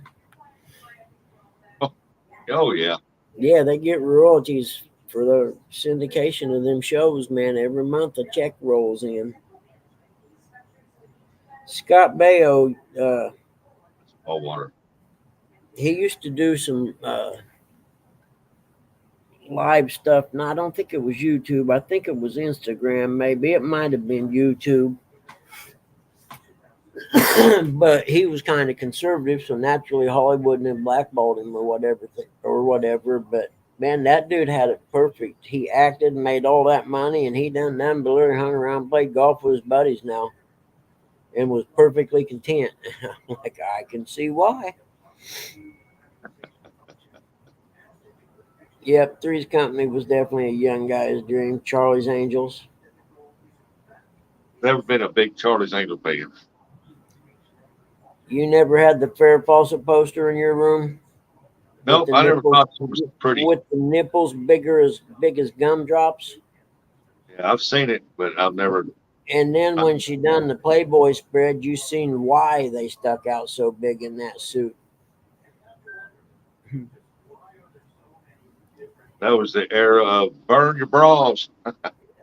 Yeah, buddy, what a great time. I wholeheartedly supported them too. I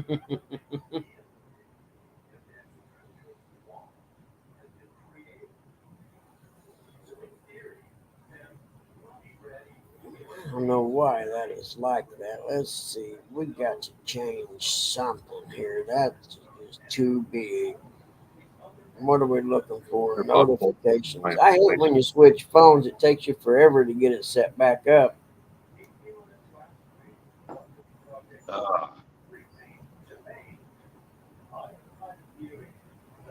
There we go. Notification pop-up style. Hmm. it was a rustic era. Good morning, Russ. Hey, Chris Sam. Good morning. I like Baywatch. I like watching the girls run up down the beach. I got no problem with that.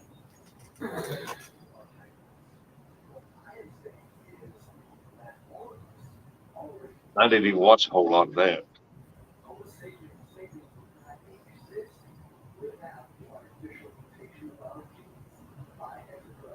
My dude Jody said, "I'd love to hear Chrissy snort on Three's Company." She went to college at Ball State here in my town. Not Chrissy, the other one, the brunette.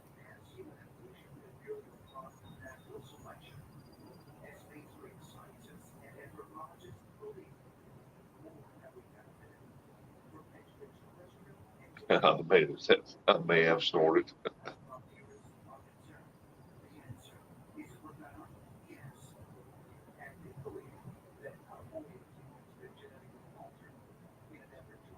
And Jack copied her. Hmm.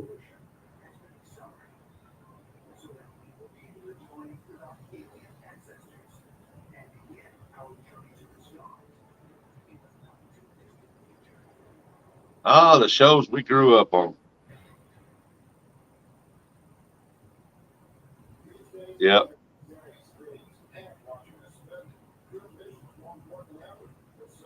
What was that one series that I watched? Three Men. Uh, had, uh, had Charlie Sheen in it. The other guy that was, Oh, that was good till he got. I know what you're talking about. uh, Yeah, that was actually a good show the first, 4 years or so. And then Charlie got kind of really, really methed out. And it went downhill. yeah, he's chain smoker too.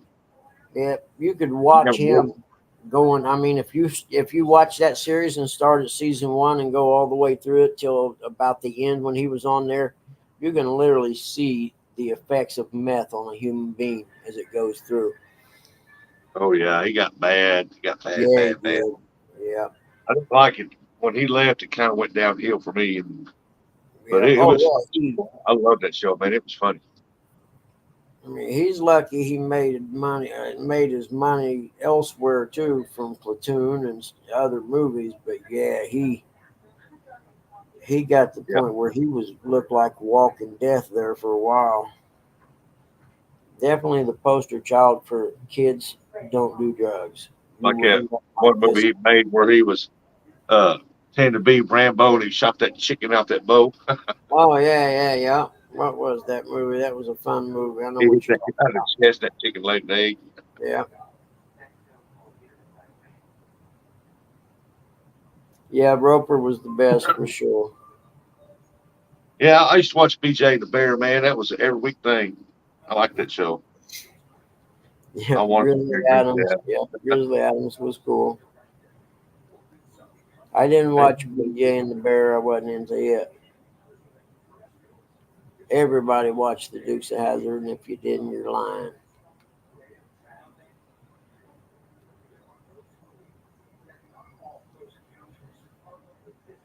yeah, Singing that BJ theme. the Bear.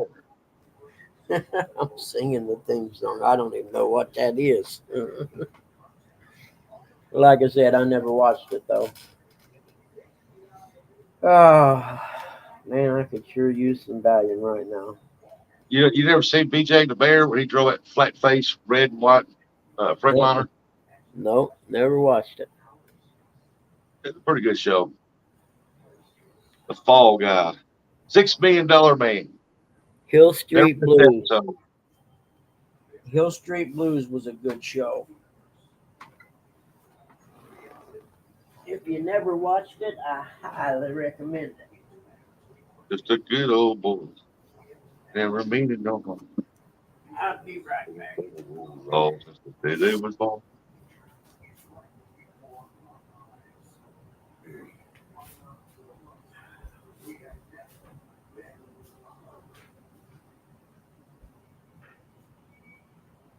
Dark Shadows. I don't guess I ever watched that dog. No, it wouldn't make a good. No, nobody'd watch it nowadays. Like Knight Rider, that was a good series. Morning, Muskrat. Yeah, Fall Guy was a good one. MacGyver. Y'all remember that one, MacGyver? That was a good one.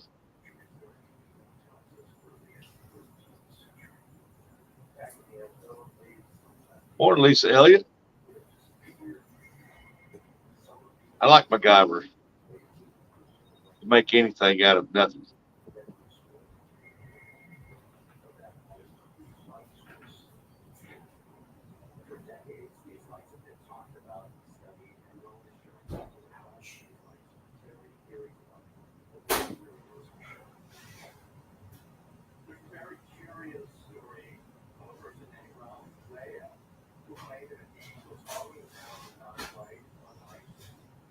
Chris said, yes, Rusty. Y'all know you loved MacGyver. Y'all know you watched it. You wait till the night it came on. Y'all was all front of the TV. Oh, yeah, get him, MacGyver. What are you going to make this week? Simon and Simon never cared for that. Magnum PI wasn't a big fan. Brady Bunch and the Partridge Yeah. Family. Yeah, Chips was a good one. Miami Vice. Oh, man, the 80s, Miami Vice. Oh, you couldn't wait till the episode come on that week. I was in Germany when that show hit, so I never got to watch it. But everybody watched the Brady Bunch and the Partridge Family.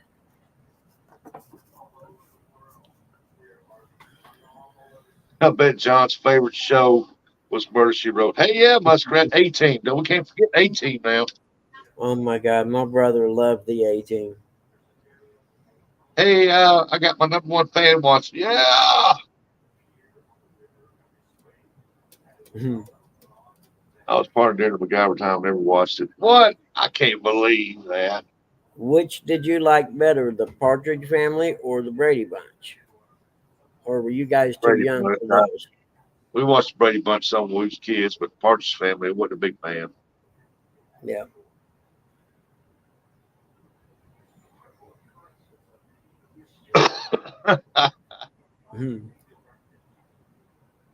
Tales from the Dark Side wasn't a big fan. Yep, I like Watched that. some of it was Tales good. from the Dark Side. What was the one with uh,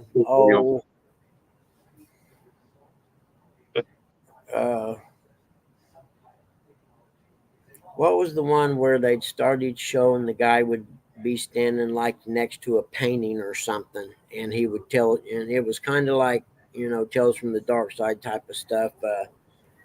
Not Barnabas Collins. There was another one. What was the name of it? It was kind of along the lines of the Twilight Zone type stuff, but dang, man. If Mom was up, I'd ask her if she would know.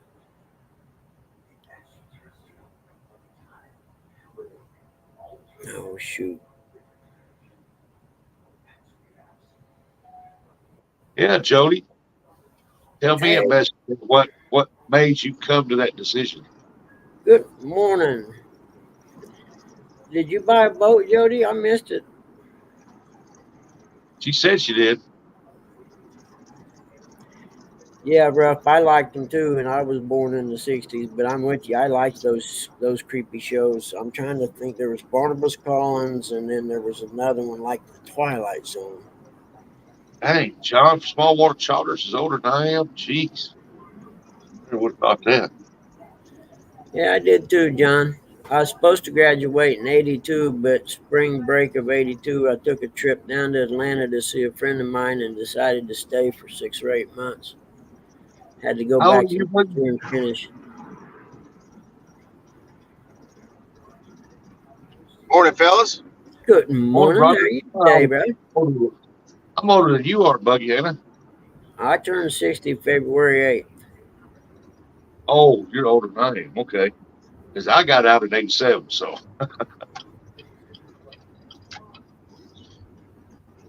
Um, I had a couple things to share with everybody. It's too much to text, so I thought I'd just hop up here for a minute.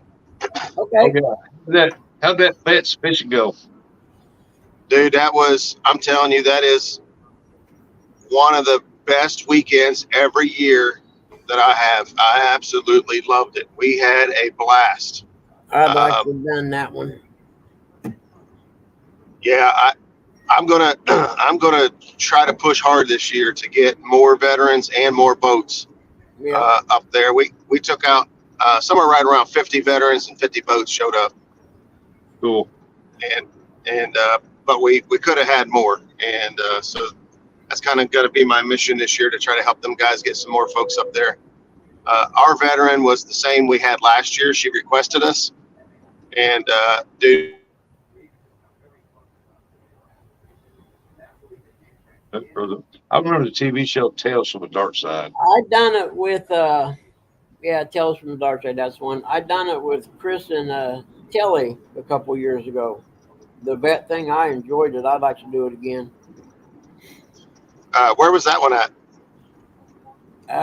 We were on the Ohio that day. I don't. It was like people were in all different places. I think. Oh, okay, I don't know how it all worked, but I know they invited me to go. I got you. Well, our vet hopped on the boat. She was the same one we had last year. She said, "Hey, the number to beat is 44," which was almost the highest number last year of fish to catch. I said, "You're crazy," and we got out there and got going. We ended up catching 63 fish from 8:30 to 1. Really? Yeah. So, and when we got back, she was bragging. She was telling everybody about how many fish she caught. And I said, "Well, that's good because next year you're not going with us." She said, "What?" I said, "Yeah, because the first thing you said when you got on the boat was the number to beat was 44 from last year." Well, I don't think we're beating 63. So, so we're What just did going you to have to place? let you. What's that? What place did you get? It's not a tournament. It's just for fun. Yeah. Oh, okay. It's not, you know, because it is for disabled veterans. You know, you never know what their disability is. So we don't want to add the pressure of a tournament. You know, what I mean, Yeah. because people that tournament fish know it can be pretty competitive, and you can. So we don't Yeah. want to put any negativity on the day whatsoever. We just want to go out and have a blast, have a fun, no pressure. Oh, man. So that's how it's been. What Um, was the what was the biggest you caught over the weekend? the biggest we caught was only 16.6, but there were two 27-pounders caught. Yeah. 27 pounds. I'm like, oh my god, that was. But we caught a Yeah, lot that of fish. We just didn't catch the biggest of the fish.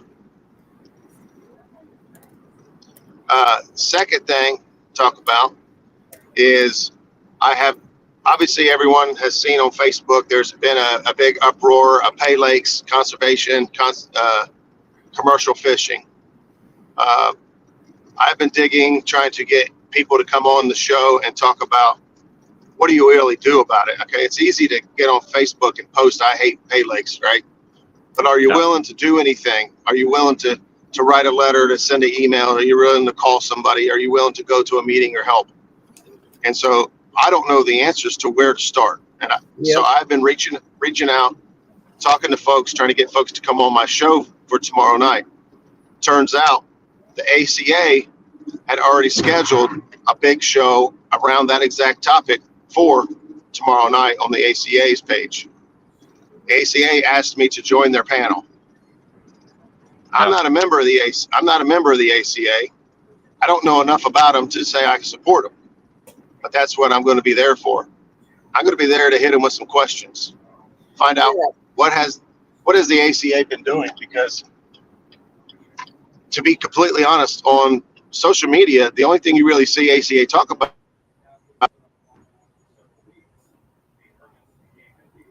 We lost your audio, man. There we go. Now, I think. Okay, say something. I think the best thing you Are we do is good? get with your conservation Now, area and y'all, get it changed. I Find agree out with where they're with getting all these crossing fish. over. I agree with the crossover like that and go in and talk. I agree. I mean, even if you're not part of the organization, you're part of this group of catfishing community. You know what I mean? So everyone That, should work together to eliminate a bad thing. I agree 100%. The biggest gotcha. thing is Yeah. trying to find out where they're getting all these fish. Well, for most part, they're commercial fishing out that, in our area, they're taking the fish out of the Ohio River, but they've also stretched down to Tennessee and Alabama. So actually, we got one of Alabama's state legislators, conservation experts on panel tomorrow night. Oh, that's Who knows? Who knows the channels that we need to take and who the processes, how they work. Because I told them when they asked me, they said, could you join us? And I said, look, I'm reaching out because I don't have the answers. I got questions. And they said, perfect. We need somebody with questions. What do the people want to know? And I said, hey, if you want me on there to ask questions, and I told Glenn Thomas called me last night, and I said, look, be prepared for questions about what has the ACA done and what are you guys doing? Because they don't toot their horn which is weird because, but they don't give themselves credit. So they've actually, now that I've been digging, I'm starting to find out that the ACA really has been going to a lot of meetings, sitting in on a lot of board conversations, spending several hours and lots of money trying to help make a change. But nobody knows about it. So the only thing I ever hear is negative about ACA. I just hear, they just want money and they just want fees and they're not doing anything. Well, I'm finding out now that that's actually not true. That's from people that I trust, from people that felt the same yeah, way I did. Like, I don't know about all this. I'm not yeah. signing up. I'm not jumping on board here. I haven't heard heard enough positive to believe that this is worth investing into. But now those same people who felt the same way and you used to conversate with me about that are now bought in and saying, look, I've gone to the meetings with the ACA and seen what they're doing. They're actually trying. Oh, So Is there any way to watch that without having Facebook, I wonder? yeah, it's going to stream through on my normal channel, Okay. normal time tomorrow night on Muskrat Adventures. Okay, that's I talked to good. Yeah, Glenn last night. Yep, I'd like to watch that. And I think Yeah, it's a good idea. If two groups of people share a common cause, they should come together and discuss it with each other, even though they may not agree with each other's thing they're doing. You know what I mean? yep. But right. the fact that's an organization I relate is like the AMA, American Motorcyclists Association. I don't agree with everything they do, but I have to join them if I want to compete in the events. But them and A-Bait, for instance, they don't ever get together and mix because one is kind of more geared towards bikers and one's geared towards, racers and Honda Interstate rider type things. But yeah, I'm Right. glad you're doing it, man. I don't care if anyone says anything negative about it or not. It's the right thing to do. Yeah, because Well, I got questions too. Because I'm like that one pay lake. Where they get 9,000 pounds of flathead to put in that pay lake for people to go out there to pay to fish in it? I'm like, and it's not even a lake; it's a pond. yeah, yeah. I 100% agree. They're getting them out of the rivers. So I can tell you that when a spawn comes is one of the time they catch their most flatheads. And here's how. They take females and put them in hoop nets to attract the males. They they will scoop out all the males and leave the female in there and put the net back out again to attract more males. Now, obviously, you'll get some females in there too, but they use the female as bait to get more flatheads. And this is the time of year they do the best is because they're looking to spawn. Well, they're not spawning yet, but they're close. I didn't know that. And they know that. Yeah, these guys make a living off of how many fish they catch. So they know exactly what they're doing. But see, not all commercial fishing is bad. There are areas that commercial fish for food. They only take small, eater-sized fish for restaurants and things like that.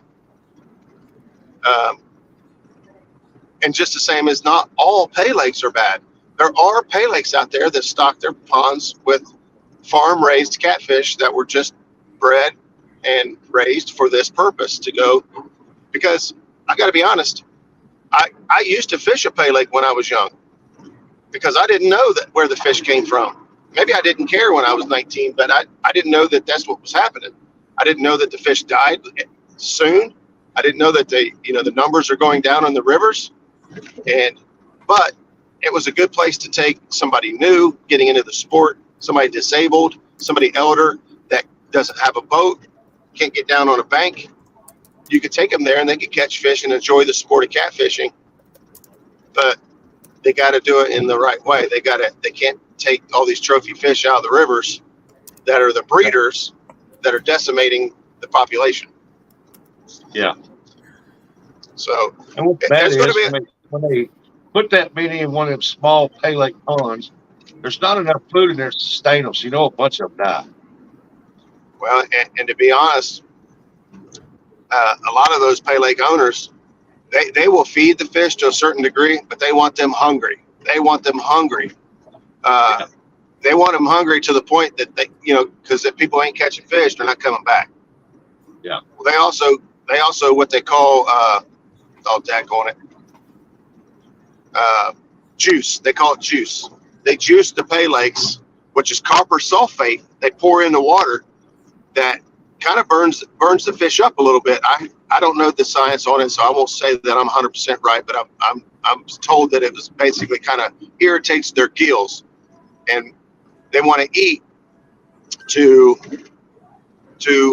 boost their healing process. They want to get some food to try to heal themselves back up.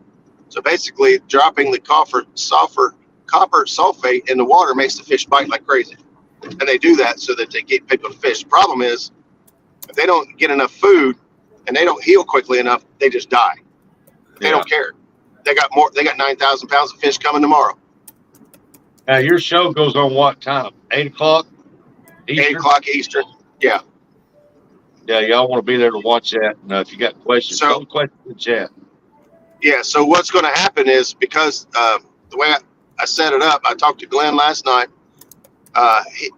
It can allow my channel, his channel, to broadcast through my channel. So if you chat in my chat, me and Jeremy show, that comment will go straight to the ACA's page for them to see. Yeah. And so they will see every comment that comes on, and that's what I want. We don't need to be censored, and we don't need to be watched or what. I'm going to be on the panel. Jeremy's going to be helping watch for comments and kind of keep things under control in the chat. But yeah, I think I don't know what I'm getting myself into, to be honest. I just know that I wanted answers because I don't have them, but I'm tired of seeing all this. I love seeing the people, voice their opinions about dislike of pay lakes, dislike in commercial fishing. But I didn't want to join that approach. I didn't want to join that bandwagon of just hating on it and not doing anything about it. I wanted to find out, what do we got to do? Because I don't know. I don't know where to start. So, First but place up here to start at is go to your local conservation and say, hey, we need to discuss something. How, why, where are they getting all these fish? And it's like, they're taking all the fish out of the rivers and putting them over here for people to pay to catch them.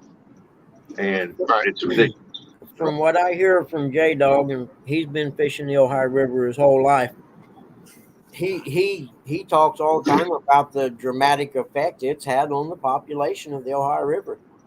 Oh yeah. To the point in the catfishing community, when you look at the Tennessee River, the Potomac, and the James, the Ohio, they kind of make jokes about it being hard to catch big fish in. Well, and here's the thing about that. So when people go to vacation, when they think about, I'm going to go catch catfish, I want to go catch some trophy-sized catfish, I want a vacation, or things like King Cat and these big tournament circuits, when they book a tournament, where do they want to go? They want to go to the James River. They want to go to the Tennessee River. They want to go to the Mississippi River, the Missouri River. They want to go to places that are protecting and have big fish to catch. You don't hardly ever hear about somebody taking a vacation. Yeah, I'm going to the Ohio River. No. So what happens to the economy in these small towns or in these cities when these guys all show up for a tournament? Well, hotels, receive a boost in sales. Gas sales go up. Restaurant sales go up. All these, that's a big boost for the economy in the cities and towns that are next to good fishing. Well, the Ohio River and the Kentucky bordering waters, they're missing out on all that commerce because there's the fishing here isn't that great. Exactly. So there's lots of money being wasted because the fish are being taken in and sent to pay lakes. Pay lakes are coming out ahead, but everyone else is losing. So, and then the other thing that happened about an hour after the ACA posted their it's called a roundtable discussion or roundtable something. Roundtable topic, I think is what it was. Somebody decided that reported my Facebook for something. Facebook don't even tell you. They suspended my Facebook last night for 180 days. I didn't do anything. It's somebody's just trying to stir a turd, I guess, which wouldn't bother me, except it's the week of the kids tournament, and I don't have access to Facebook Messenger now. So all those people who had messaged me about putting their kids in the tournament, I do have their names wrote down, but I don't remember or have the access to everyone's. I don't have access to anyone's Facebook to send them the link for the show Saturday. So yeah, we just put it get on the ball. Wonder what Facebook didn't even tell you what it was they suspended you for? No, they just said 180 days to appeal, which I appealed immediately. And they said for violating terms and conditions. I'm like, terms and policies or whatever they worded it as. I'm like, I didn't do absolutely anything. I emailed back, explain to me what I've done to cause this, because I ain't done nothing. Right. So I'm waiting. Hopefully it's, they look into it today. It says it takes about a day then for them to look into the appeal. And hopefully, fingers crossed, that they look in there and they say, well, he ain't done nothing. So, and they turn me back on and turn me loose again. But it's very frustrating that somebody has the power just to say, I don't agree with that, or no, he did something wrong, and they can just, they can shut you down without even. That's the worst part about social media companies. They can do it at their whim. If you say something they don't like, they'll it doesn't matter. There's no such thing as free speech when it comes to social media companies. Right. Man, I'm still getting bombed on my Facebook from stuff I posted like 5 years ago. I'm like, God, that's been 5 years. Oh yeah, if they go back 5-10 years, it's hard to tell what I said. Oh yeah, but for instance, and I don't even use it anymore. I haven't been on it forever. But my name on Twitter is "Don't Ban Me Bro 4" because that's the fourth time I've been banned. And I don't have Facebook. I've never had one, so I don't know anything about it. I've got Facebook. I use it moderately to share information or talk to friends. So I'm not against it, but it definitely kicking the nuts when they pull it out from underneath of you and without even telling you why. Like, you'd be like, this post was recorded or something, and you could look at it and be like, dude, really? Or maybe you did say something stupid, like, crap, yeah, I probably shouldn't have said that. But absolutely nothing. Be like, hey, you're done unless we look at it and say that, you're good. Like, well, that's kind of shitty. Yep. So y'all Yeah. don't forget tomorrow night, 8 p.m. Eastern time, Muskrat Adventures channel. Go in there and ask your questions. You know, it never hurts to learn something new. It never hurts to ask a question. You know, to try to find the answers, and that way you can get rid of all the hearsay stuff and figure out what's actually what we can do and what you can't do. And be civil, man. Yeah. Don't be, this coming from Yeah. me is even probably an oxymoron, but don't, be civil and, don't be trying to ruffle feathers, so to speak. You know what I mean? Yeah. Just And be I'm the tasteful last about person your to didn't say anything approach. about that because I'm an asshole and everybody knows it. But I, when it's I something am too. like It's, I got that, I would mind my p's and q's just for the cause, the betterment of the cause. yeah. There's verbiage that you got to use and verbiage you got to avoid, and knowing the Exactly. difference is important. And I've been in management for a long time, and I've done a lot of speaking Yeah, in you front of large understand. groups Yeah. and stuff. So I haven't done it for a long time, but Sometimes controlling. you get more accomplished with sugar than you do with sour vinegar. Vinegar. Yeah. You know, Yeah. even if it Yeah. And goes that, against your nature, like mine. But I think so that everyone's of panel. the same belief there, though, about the PayPon thing. So right now the panel has 7 people on it. They're looking. There's a speed trap ahead. They're 8th person that they really wanted. So it's going to be busy. There's going to be. If you have a question, you may have to put it in chat a few times before it gets recognized, because I don't know how many people. One, which I don't know how I feel about this. Actually, I do know how I feel about this, but I'll keep it to myself. Um, one of the people on panels, Catfish Dave. But seeing it, and that's the same thing. Those personal vendettas have to be put aside for something like Yes. this. You know what I mean?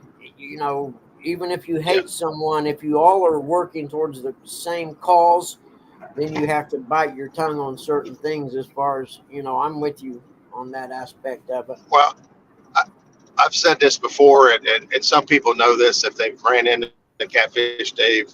Uh, Dave is different person on camera than off of camera. You got to realize he's making a living off of views. Okay, whatever he can say, do to get views is how he makes a living. Yep. That's his paycheck. So I don't being even the know bad guy, being the how one that everybody loves somebody to hate. That's just the Yep. way it is. Yep. And if he can play that role to be somebody to hate, he's getting views.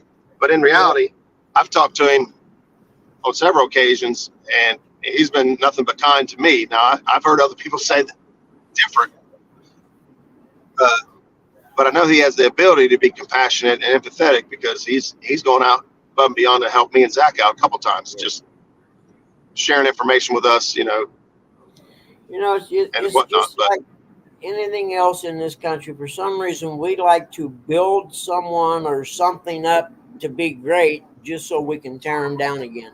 I don't understand it, and that crosses all lines: sports, entertainment. It don't matter. It seems like once someone reaches the top of something, there's always it seems to flip, and now they want to tear them down for some reason. It happens right, with everything. Athletes are a really yeah, good example of it. yeah. But I'm glad you So came up and told us about that. Because everybody bitches about paypons. Very rarely do you go a week without hearing someone say something about them. I've never been to one, so I don't know anything about. I know absolutely nothing about paypons. yeah, I saw a live video one time, and it literally, I don't know if it was a money thing or what, but this pond had so many people around it, you literally could not have put another rod holder in the ground. There were so many around the whole lake. Yep. That was a I, blues. They had a tag for money fish. is that what it was? Yeah. All I know is how they keep from tangling up with each other. I'll never know. They don't. Oh, They tangle up with each other, and they turn into fist fights and everything I else was out getting there. ready to say, so then you have fights and stuff, don't you? I'd imagine. Yep. Oh yeah, guys Yep. will get crossing somebody's line, they'll reel it in, they'll just cut it, Yep. Yep. I and was the gonna other say, guy's all angry. yeah, I can see Yep. that. And God Like I forbid said, they let alcohol in on those. I hate to admit it that at one point in time I did participate in pay lakes, and I wasn't educated. I didn't realize what was going on and what was happening. But once I did, I sold everything, and I became a river fisherman. But Yep. because I did do it, I know exactly what goes on there and how. Now the ones I had participated in, they're not all the same. Like I said, Yep. you can't classify everybody exactly the same because they're not. I But imagine most people that do them probably don't know it either. Education is they, probably the key. I'd say with the source of social media presence right now, most guys fishing those are aware. Oh, But okay. see, Yeah. the gamble, it's also gambling. Like you said, the tagged fish, they have weekly like jar fish. Whoever catches the biggest fish of the week, biggest fish of the day, biggest fish of the hour. They run all these competitions that are basically gambling. So now you're dealing with fishermen that have a gambling problem, Huh. and so they can justify like, yeah, there's plenty of fish out there. Yeah, Jody. Because WD-40 is not good for the water. Trust me. If you won't Boy, put my it in your God, mouth, I'd starve if why that don't you was the put it in the case. water? right. I said don't do that. WD-40. I commented on Dale. Told him, that's harmful to the water. You should spray WD-40 on bait or whatever and throw it out in the water. Who on earth? That's WD-40. I had a friend of mine, an old friend of my dad's, that used to spray it on his knees and rub it in because he swore it helped with arthritis. I'm not making that up. Hey, Unless he's the Tin Man, that's not going to work. I'm Yeah. telling you, and the dude swore by. I'm like, Bob Stahl, you've got to be kidding me. You are not spraying WD-40 on your body and rubbing it in. Yep, the old guy. He's gone now, but yeah, he's an old guy. Lived down in North Carolina, and he was from up here. Dad was telling me that. I was like, you got to be kidding me. He said, nope, he swears by it. I said, Pop, do not touch my WD-40 in the garage. I don't want to see it in my house. So they actually spray WD-40 on their bait. Yeah, and we've seen videos. People have done that and tried to do that and make, it, the reason, Okay. the myth, the wives' tale was that WD-40 had fish oil in it. Yeah, that's what Uncle WD-40 said. Yeah, that no it does not. Yes, there is absolutely no fish oil in WD-40 whatsoever. That was the myth, the wives' tale. I don't know where it came from, where it started, but that's not true. I just, WD-40 for me, my whole life has been used to spray my chains on my dirt bikes to get the water out of the rollers after you get done washing it. WD-40, water dispersion. Displacement, yeah. Or displacement, yeah. So the guy used that one time. I said, hey, would you take that WD-40? That's harmful to the water. Why would you do that? Oh, it ain't harmful. I said, all right, spray it in your mouth and swallow it. Yeah. Done. Oh, I ain't doing that right there. It ain't no good for the human body. I said, well, it ain't no good for that waterway either. Yeah. Unbelievable. So, well, guys, I'm gonna hop off here. I just wanted to share some of that information with you. My Facebook page is down temporarily until hopefully this appeal goes through. Whatever Karen out there decided to take a jab at me and whatever. You pissed someone off, and now they went. Well, it may be because my face was associated with the ACA. There's a lot of people who are not fans, and I got to be honest. I've never jumped on the ACA bandwagon. I've not heard enough good to say that I 100% support it. I'm in there to ask questions. I'm in there to kind of speak for you guys and throw questions out there to see what because there are Justin Browning's going to be on there. Dude, he's been fighting for regulations and policies and stuff for a long time. He knows. That's actually that's the first guy I was trying to get on our show was Justin Browning because he knows the channel. Well, that's the key, education. You know, Aaron Wheatley's dealing with some learn personal something stuff, that we and can use to help around here. I don't have any pay pawns around me that I know of. right. So, we got a ton of them around here, but I passed one just since I've been on the phone with you. No kidding. Yeah, we don't Actually, have two it. now. I passed two pay lakes since I've been on the phone. I mean, they had one when I was a kid Yeah, years and years it's ago. But nothing like what now I there seen. actually are other species of pay lakes. There are trout ponds. There's lakes that have trout in them. There's lakes that have trophy bass and stuff like that in them. And, Yeah.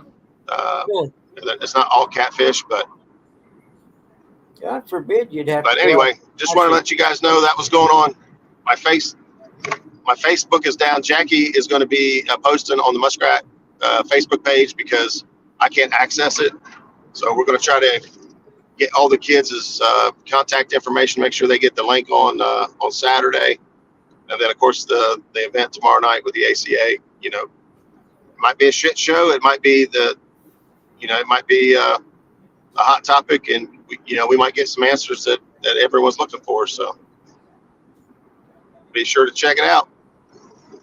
Very cool. I appreciate it, man. And like, well, I'm sure that word's getting ready to travel around the community pretty quick. Yeah, like within the first 20 minutes that ACA dropped it because they have the panel. They have my picture on there. My name's on there of being on the panel.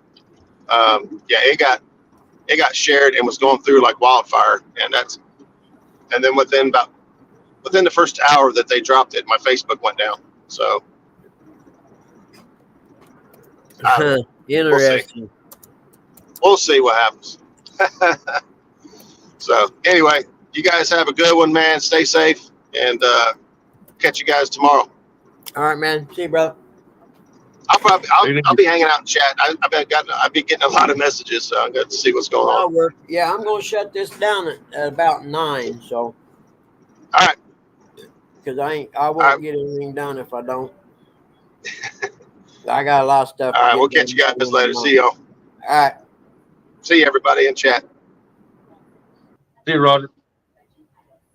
Interesting. Yeah, that's a big topic going around right now. These pay lakes, and if they go to these fish farms and buy them from there and put them in there, it'd be all right. Yep. Going out to your main rivers and you're taking thousands of pounds of fish out of there to put in there that's free there, put it over there and charge people, and it's like, well, then and taking the big best producing fish out too. That's the worst part. Yeah, kind of like with taking rivers, off the nest. I have my own opinion about taking fish off the nest, but I don't criticize other people for doing it. I just will never do it. I mean, it's like I don't get that, taking all them big fish out of your main river systems. Yeah.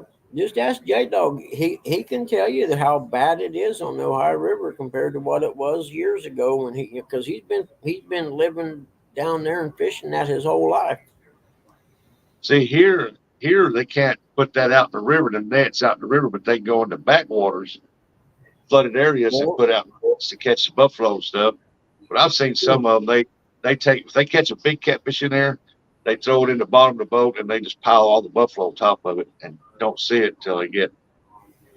Yeah. But well, there are some that follow the rules. They'll throw it back in there.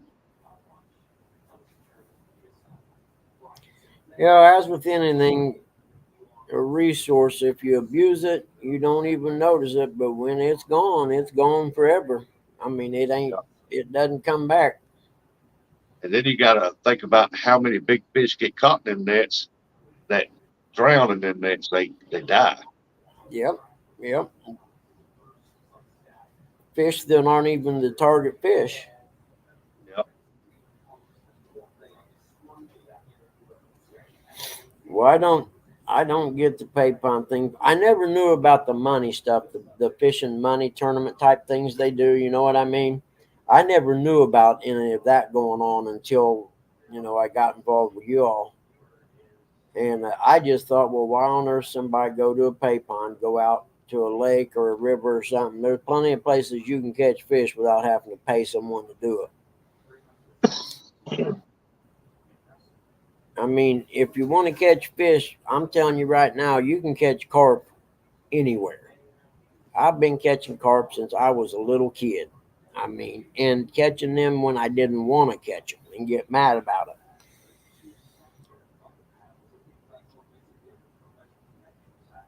But Hard then not again, to I do as suppose far as their you to get on population's nowadays in this been area. thin.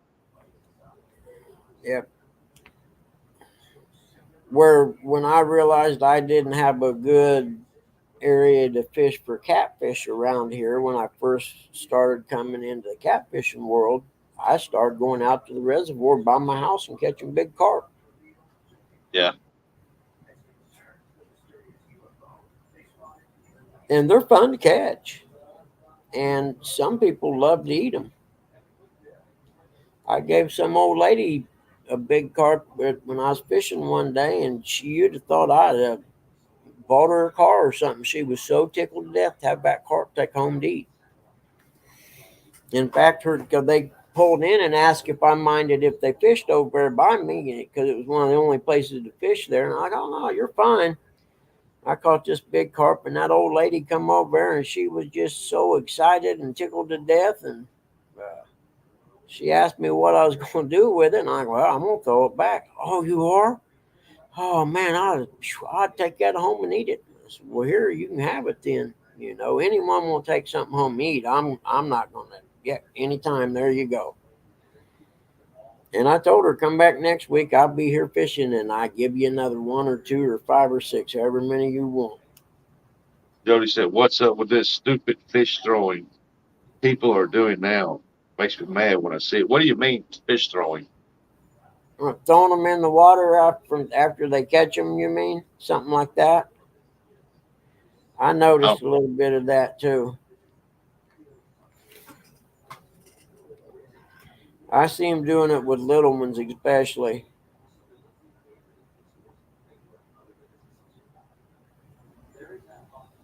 And I'll admit, I ain't was that- guilty of it years ago when I was young, but I don't do it like that anymore. it don't hurt the smaller fish, but the bigger fish, you got Yeah, to drop them in to make sure they get their air and get their strength back. yep. You, I I, I watch the guys live, and they're out there catching bluegill, bass, or whatever, and they'll show it like that there. Then they'll do that over their head, throw it way out in the water behind them, and I'm like, dude, I typed in there, why did you throw that fish like that for? yeah. Well, I know big fish I've caught, carp, catfish, or whatever. When I release them, I always kind of hold them to make sure they're going to swim off. Yep, Because otherwise I'm going to have to go walk in the water to get them and try and get them, set up the right way.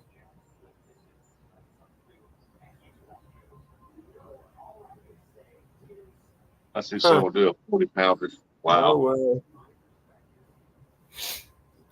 Yep. I mean, I've even done it with bluegill as far as one that I thought may be, you know, a little hurt or whatever. I would hold them down the water and, here you go, buddy, come on, and let them take off swimming.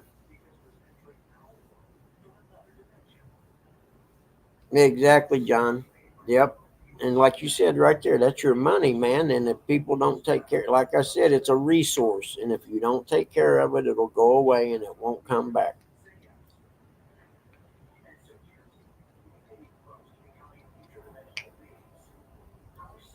And unfortunately, there's a lot of people that don't think about conservation or things like that do these kind of sports. Hey, when I was fishing with J Dog and I caught that 21 plus flathead, I got the grips in his mouth. I leaned over the boat, set it in the Yep. water, and I'm sitting there like Yep. it's right here. And then I release it, and he swims off.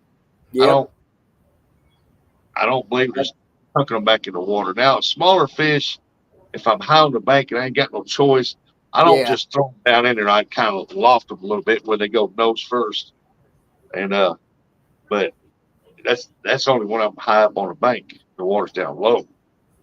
But yeah, even a big one, if I was high on the bank, I would try my best to get the close I could to where I yeah, don't throw it down in there. That's like trying to throw a fat boy going up to a buffet and you're throwing him back in the floor to get him away from eating so much. yep. You know, good. And if I do have to say, like you talk about, toss them 2 feet or so from the bank into the water, I always try to point their head and I try to toss them in a way that they hit like face first going in like they were swimming. You know what I'm talking about? Yeah, get that rush of water to go up to the gills. Yeah. Yeah, if I have to throw them in that way, I don't just throw them in But sideways or usually I whatever. try to set the water tail first and I drop their head down in there and I pull them up and I'm trying to get the grippers out and I'm Yep, sitting there watching them and I sit there and watch.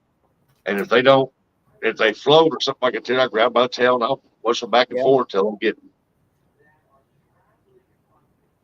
But what gets me is I see people catching big fish and they keep it out of the water. I've seen them as high as 10 minutes have them out of the water, taking photos, trying to weigh, and they yep, grab the net, then they want to put it in the sling and they want to weigh it, try to be careful with it. Then they'll put their hand in their mouth, rip it up, throw it on their shoulder. I'm like, you could have put that thing in the grippers, weighed it, put it back in the water, yep. and let it 10 minutes. Yeah, that's the other. And if I think I've had them out of the water too long and I'm trying to do something, I'll put them back down the water, hold them for a few minutes, and pick it back up or whatever. Yeah, Yeah, roughly that gar is tough. Tough, tough, tough.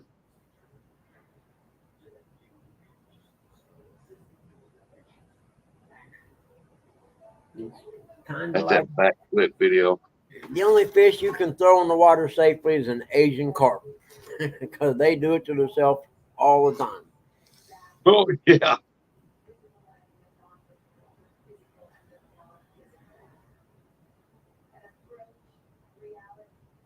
I mean, well, I'm talking about like when you see people catch a catfish and they'll take it, just do that. I mean, I don't like that. No point in releasing the fish at all if you're not going to take the time to handle it properly. That's right, Roger. That's just what gets me is I watch them on lives or videos and I see them catch that fish and I look up there at the time and 10 minutes later they still got this fish out of the water trying to get pictures or trying to weigh it or they'll catch the fish and leave it at the bottom of the boat that's flopping around and stuff and they're up there re-rigging their poles, taking their time and throwing them out, resetting. Then they go take care of the fish. Hey, you caught the fish. It's an animal. Take care of it first.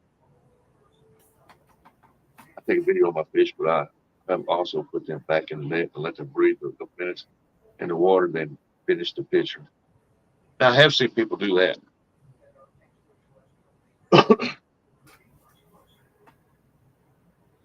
But you just imagine you take a big blue or a big flathead, a big fish, and think of how exhausted they are fighting, get up. Then they're being handled, and then all that weight on their belly and stuff, and the water helps them support their weight. Yeah. And imagine that. Imagine you walking up a hill like this right here. By the time you get to the top of it, you're like, you don't want to do nothing. You just want to get back where you belong. Imagine someone picking you up and holding you by your belly. Look out, my cat.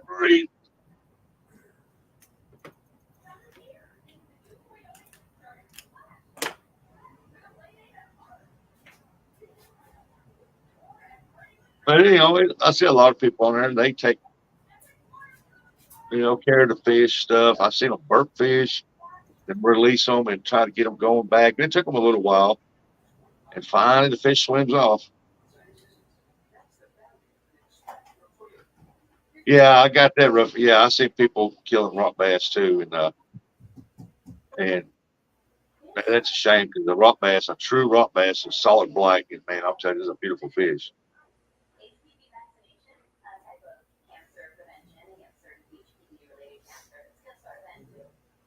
When a fish is caught, it is the first time in its life it's never felt gravity that way. You can feel it. If you can imagine you were a child, you can lift your parents in a pool. Yeah, a big old fish, that water helps sustain, the weight of their body. And then when you take that big fish out, and then I'm gonna say, you can do what you want to, but it's your fish. You caught it. But just imagine throwing that thing up on your shoulder. You're sitting there holding it, its belly's drooped across you right there, it's pushing up on them, and they're like, I'd be flopping too, trying to get loose. But imagine somebody grabbing you, throwing you on the shoulder, taking pictures. I mean, you're drooped over. You're like, I can't breathe. I gotta get down. That dude in your arms. Take a picture.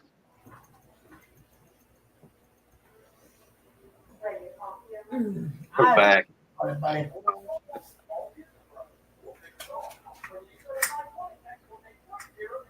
But anyway, I've seen people take good care of the fish, and I've seen people throw fish like Joey said. And when I see that, and I'm in the chat, I say something. I say, why did you throw that fish like that? Oh, buddy, yeah, They you usually read it, but they won't comment. bunny out front. I didn't want to tell you because I didn't want to hear you bark, okay? But there was a big bunny rabbit right by your porch out there. I seen him. I know it. It's like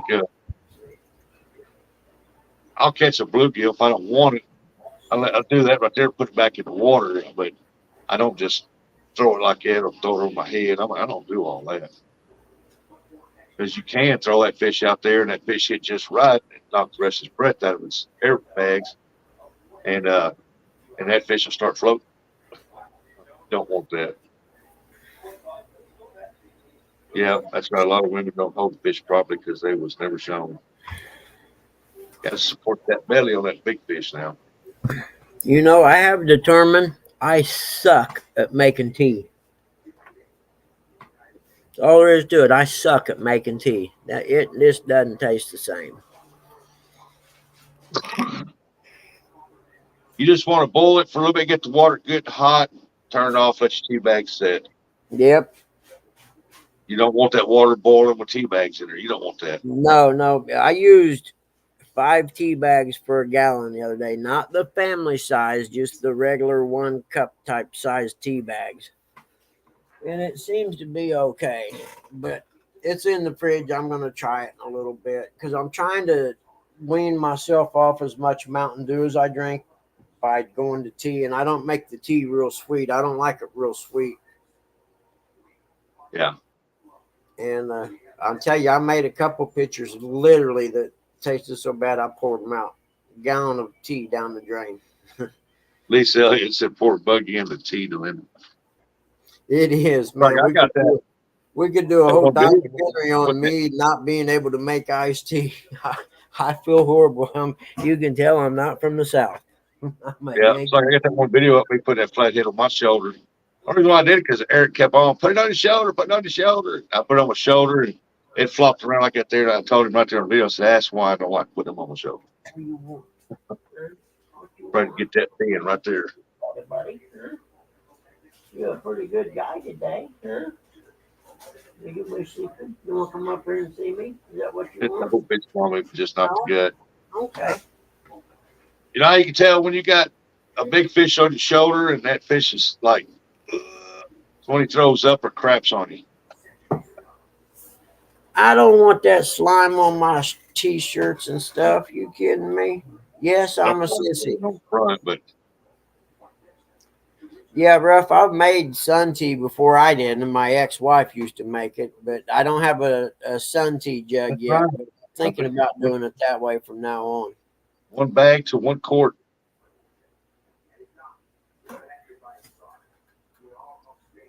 What'd you say? Oh, I try and suck my gut in for pictures. Well, it ain't working. where'd you see the 1 bag per quart? You can put 1 bag to a quart mason jar. Oh, okay. Yeah, my stomach's so big, there ain't no sucking it in no more. Oh, quart mason jar. Yeah, I see what you're saying. Yeah. Yeah, Jody, we know you got crap in your hair one time and all down your back. Oh, no, not in your hair.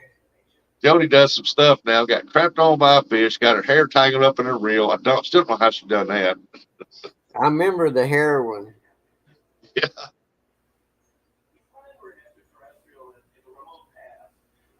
I've had way worse than my hair. You know, one of the best hair things I ever seen is I don't know if you remember the old Bic lighters. You used to be able to adjust how high the flame went, right? Well, Oh, if you you can would, take the little chrome off and keep pushing it over and over you that could, flame. yeah, yeah, right. So at rock concerts, that was the thing. You'd make it real high or whatever. Well, I seen a guy forgot to back his down one time at a concert and leaned over to light a bowl, smoking pot and 70s. It was allowed inside the buildings, and his bangs literally went poof and were gone. I'll never forget it. Oh, He was like 2 rows down from me. You could smell the burnt hair. I laughed so hard. I'm not talking kind of burnt. It fried his bangs off his head. Jody, I got crapped on at the 40 gas years and I'll never forget it. right on my foot, and I was barefoot. Hey, I tell you what, Jody, me and John was out there on the pontoon out there on Lake Erie catching walleye. And we See, were Joe. sitting there fishing, and this seagull come over and crapped. And when it did, it went up my leg, across my chest, over my shoulder. I was like, "Oh my God, what did that thing have to eat?" Well, every kid who's ever been in a pasture, a cow pasture in their life growing up, running barefooted, has stepped in fresh cow poop and had it go between their toes. It's just, if you've ever been on a farm as a Man, kid, you just know keep running. exactly what I'm talking about. Back to work breaks over. Yeah, that seagull pooped on me, man. I was like, "Oh my God, that John over there laughing." I guarantee it. We were camping out one time just in the yard as we were kids. I don't know, 11, 12, 13 years old. We got talking about getting pooped on by a bird. And at the It's really time, I had never been pooped on by a bird in my life. And I swear to God, I wake up that morning, sit up in the lawn chair, and a bird pooped on my shoulder, flying over.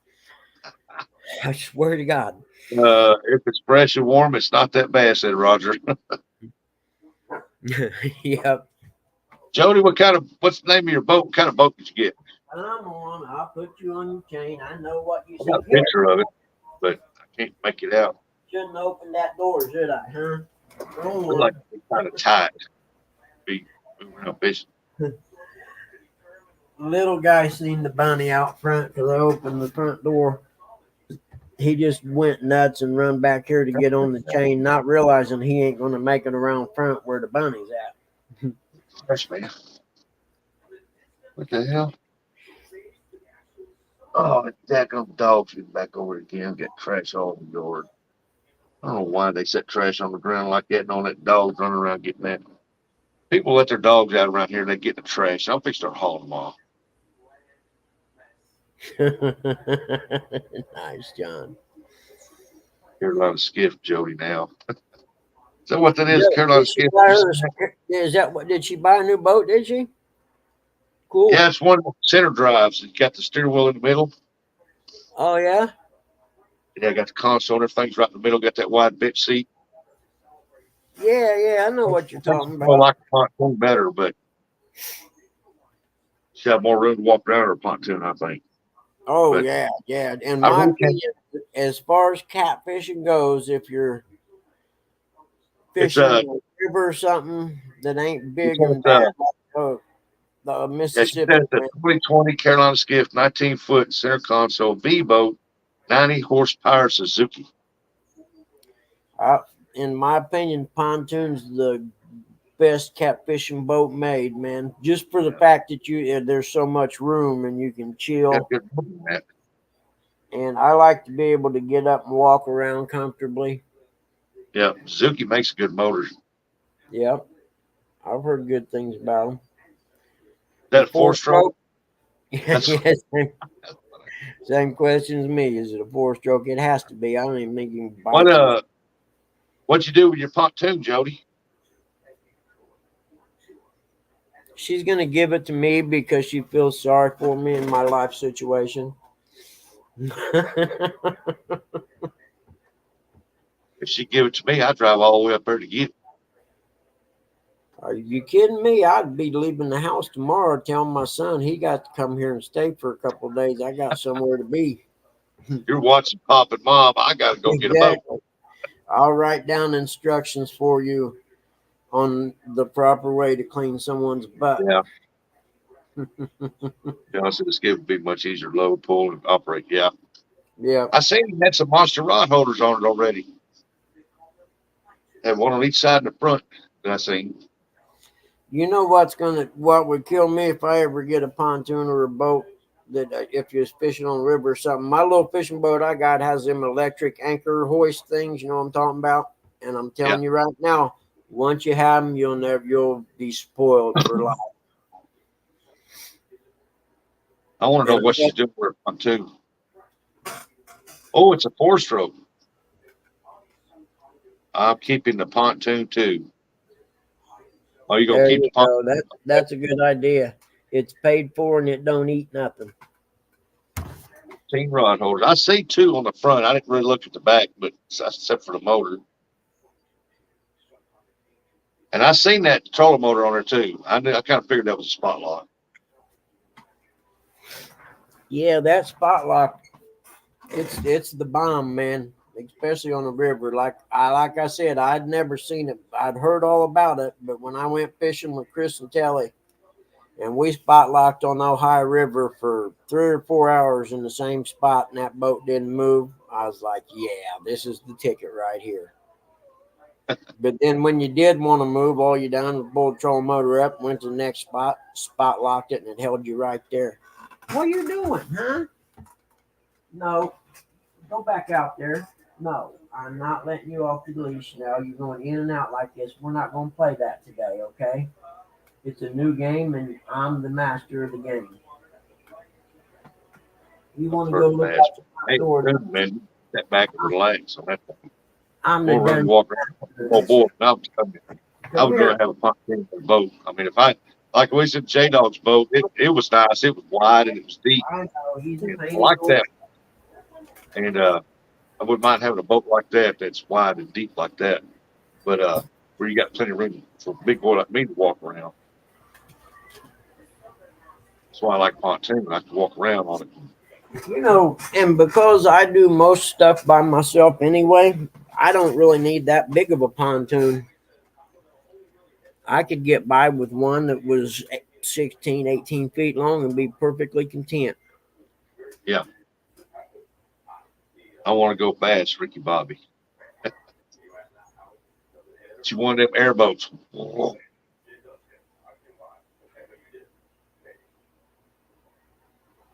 I gotta go get me some more coffee.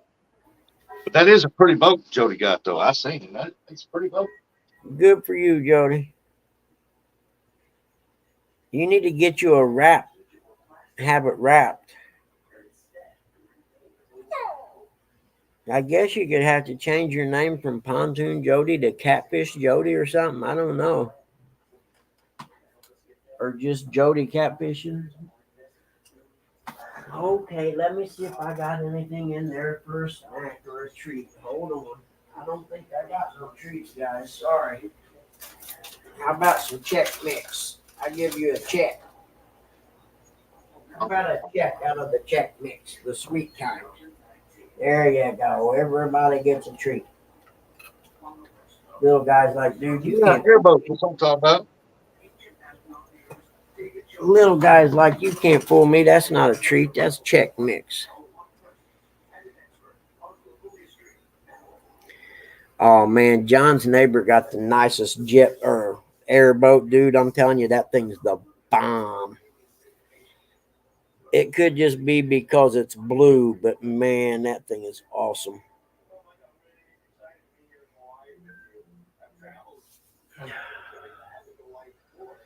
Oh man, I got so much crap going on right now.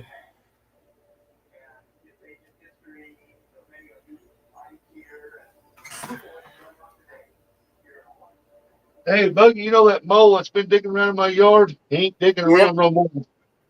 the mole, you say? Yeah. Yep, my cat used to get those in my old house. Well, I caught his butt yesterday. 500 horsepower. John, I would actually go for a ride in one of them as long as I knew the person that was driving it knew what they were doing and were safe to the point I would let them take me out and scare me to death as long as I knew they were good at what they done. You know what I mean? Yeah. I had a Which helicopter pilot in the Army. Our platoon had won a thing in, had like a 30-day field training exercise thing or whatever. And our, not our platoon, is our company. And it was at Fort Campbell, Kentucky, the air assault post. And there had lots of helicopters. Well, we won helicopter rides. And actually, it was a Huey's. It wasn't the Blackhawks. At the time, actually, when I was in Fort Campbell, they had the Blackhawks ground because they had or grounded because they had a few crashes or something. But this dude took us up on the helicopter ride, and one of the guys that was going with us was a smart mouth and said something about these things aren't that scary, blah blah blah. And man, dude, this dude scared the hell out of us in that helicopter. You got both doors open on the side, right? And you got a seatbelt in. But he had that helicopter and he would turn that thing and it was almost complete vertical sideways. And dude, you talk about thinking you're getting ready to fall out of a helicopter. And then he was going real fast and it was on Fort Campbell. So it was out in the middle of nowhere, but there's roads all through Fort Campbell. And he brought us down at like road level about maybe 100 feet off the road, but it was like you were going between the trees on each side. You know what I mean? And it gave you a real good perspective on how fast you were going. Morning, I'll Uncle never Don. scared me to death.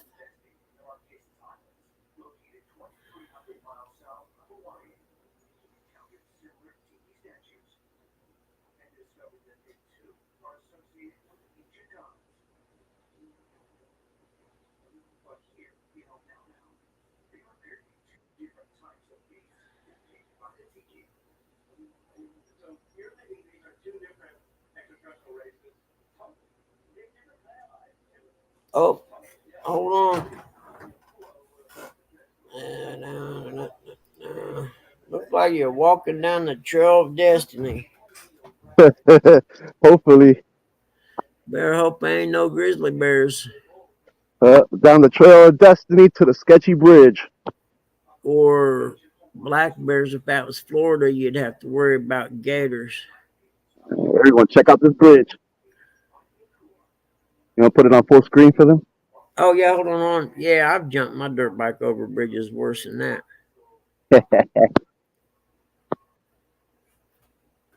Yep, Watch your step.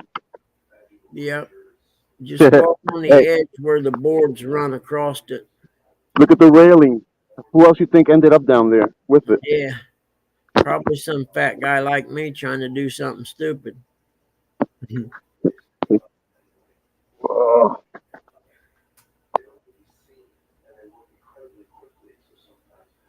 there are bears in Jersey, but not too many around this area. Oh, really, John? So the hall is actually curved on the edges. I see what you're saying. I never thought about that. Yeah, that would be cool. When I come down there sometime, dude, you're gonna have to get me a ride on that. I promise I won't have a heart attack. Buggy be like that little pig in the commercial sticking his head to the window going, wee! Yeah, either that or throwing up, one of the two. Because I've seen them, man. Those things go really, really, really fast. But the part about going sideways, I could. That would be cool. I mean, I could. That would. I think that'd be awesome.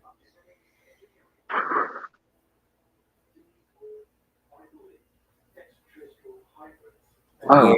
yes, yeah, exactly. 70 mile an hour through the reeds and stuff. Yeah, I could just see, man. That remind me when they take the jet boat and they run across them reeds and stuff. Do those things come back and stand back up eventually, or does it just leave a path through them?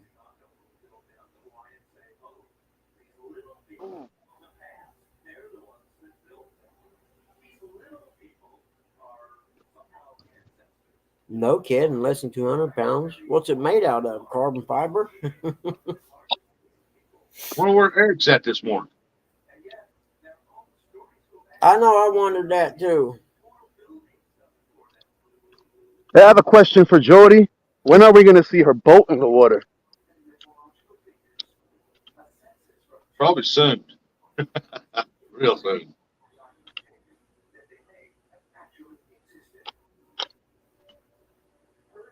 Yeah, it mashes them down a little bit, but they pop back up. Right. Oh, they go house somewhere. That's an old meal. I guarantee that's an old meal. We are here. Someone left their beach towel.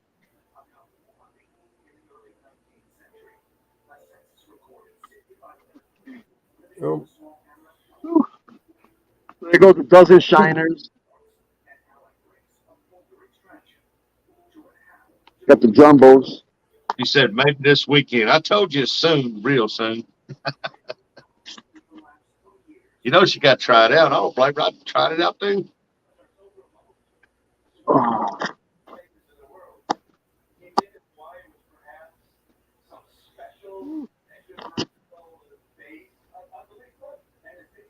She ain't gonna know what to think when it gets her to her fishing spot faster. Wow.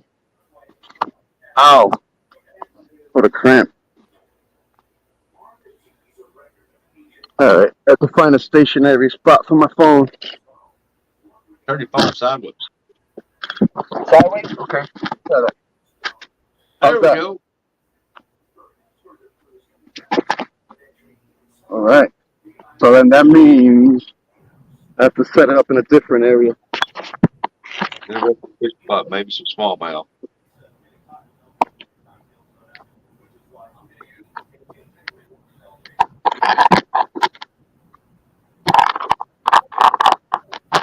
I gotta Bill, you get you a create it. tripod, brother. Yeah. I have something in my truck to hold up the phone, but I just realized I forgot it.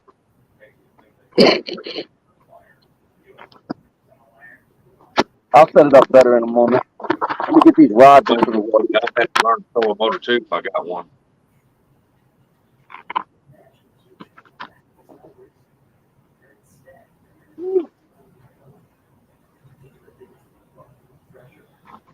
I got pretty hot walking over here.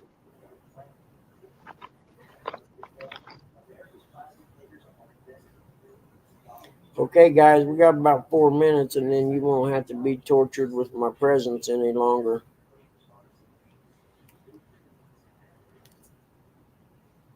Rufus said straight ahead on that tree might be some smallmouth. Can't remember what I was thinking now, Jack. Now, but I hate getting old, man. That how many times you get up and walk from one spot to another and forget what it was you went to do? Don said Buggy has to go boop again.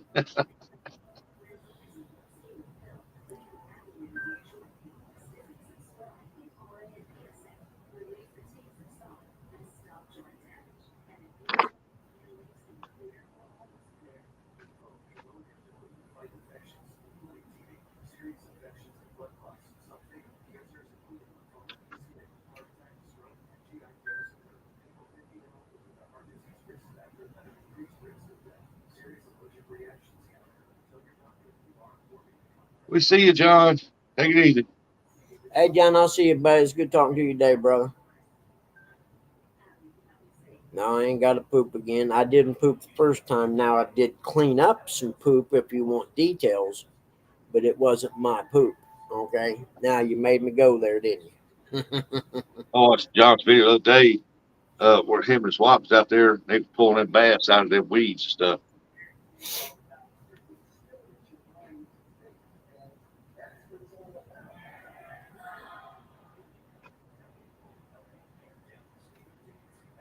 All right, there goes the first setup. I guess Eric was at the doctor's today.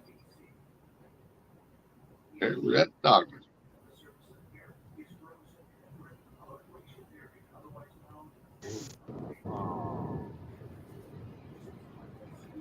You know, dog, I only had one Red Bull today, so I'm doing pretty good, actually.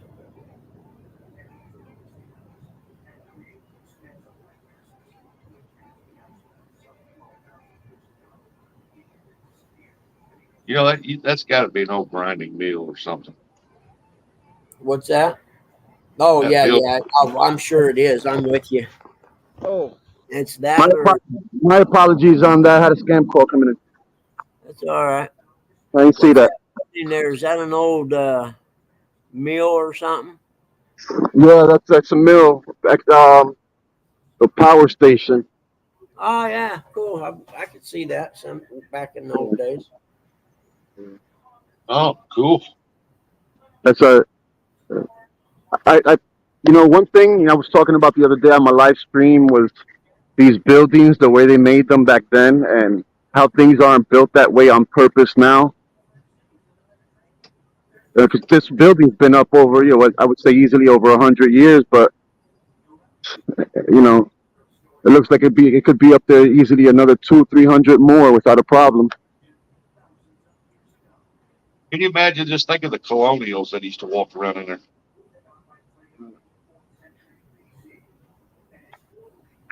And nowadays the material that we use is a limited lifetime. You get 25, 15, 25 years out of it. You buy blocks that only last 25, 50 years. Cinder blocks nowadays.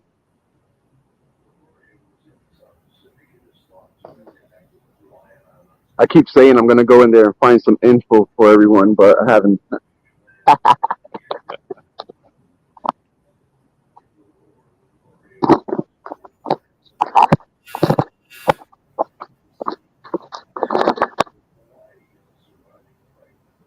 The heck did I do? Chris Sam said, "Have a blast, everyone. You too, Chris." Oh, one time out. All right, guys. I love y'all. Thanks for hanging out with me today.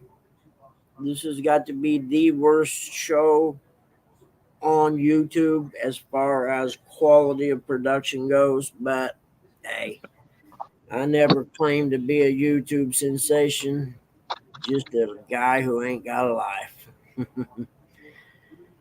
And I'll see y'all guys. I don't know, maybe tomorrow, if not Friday for sure. Later.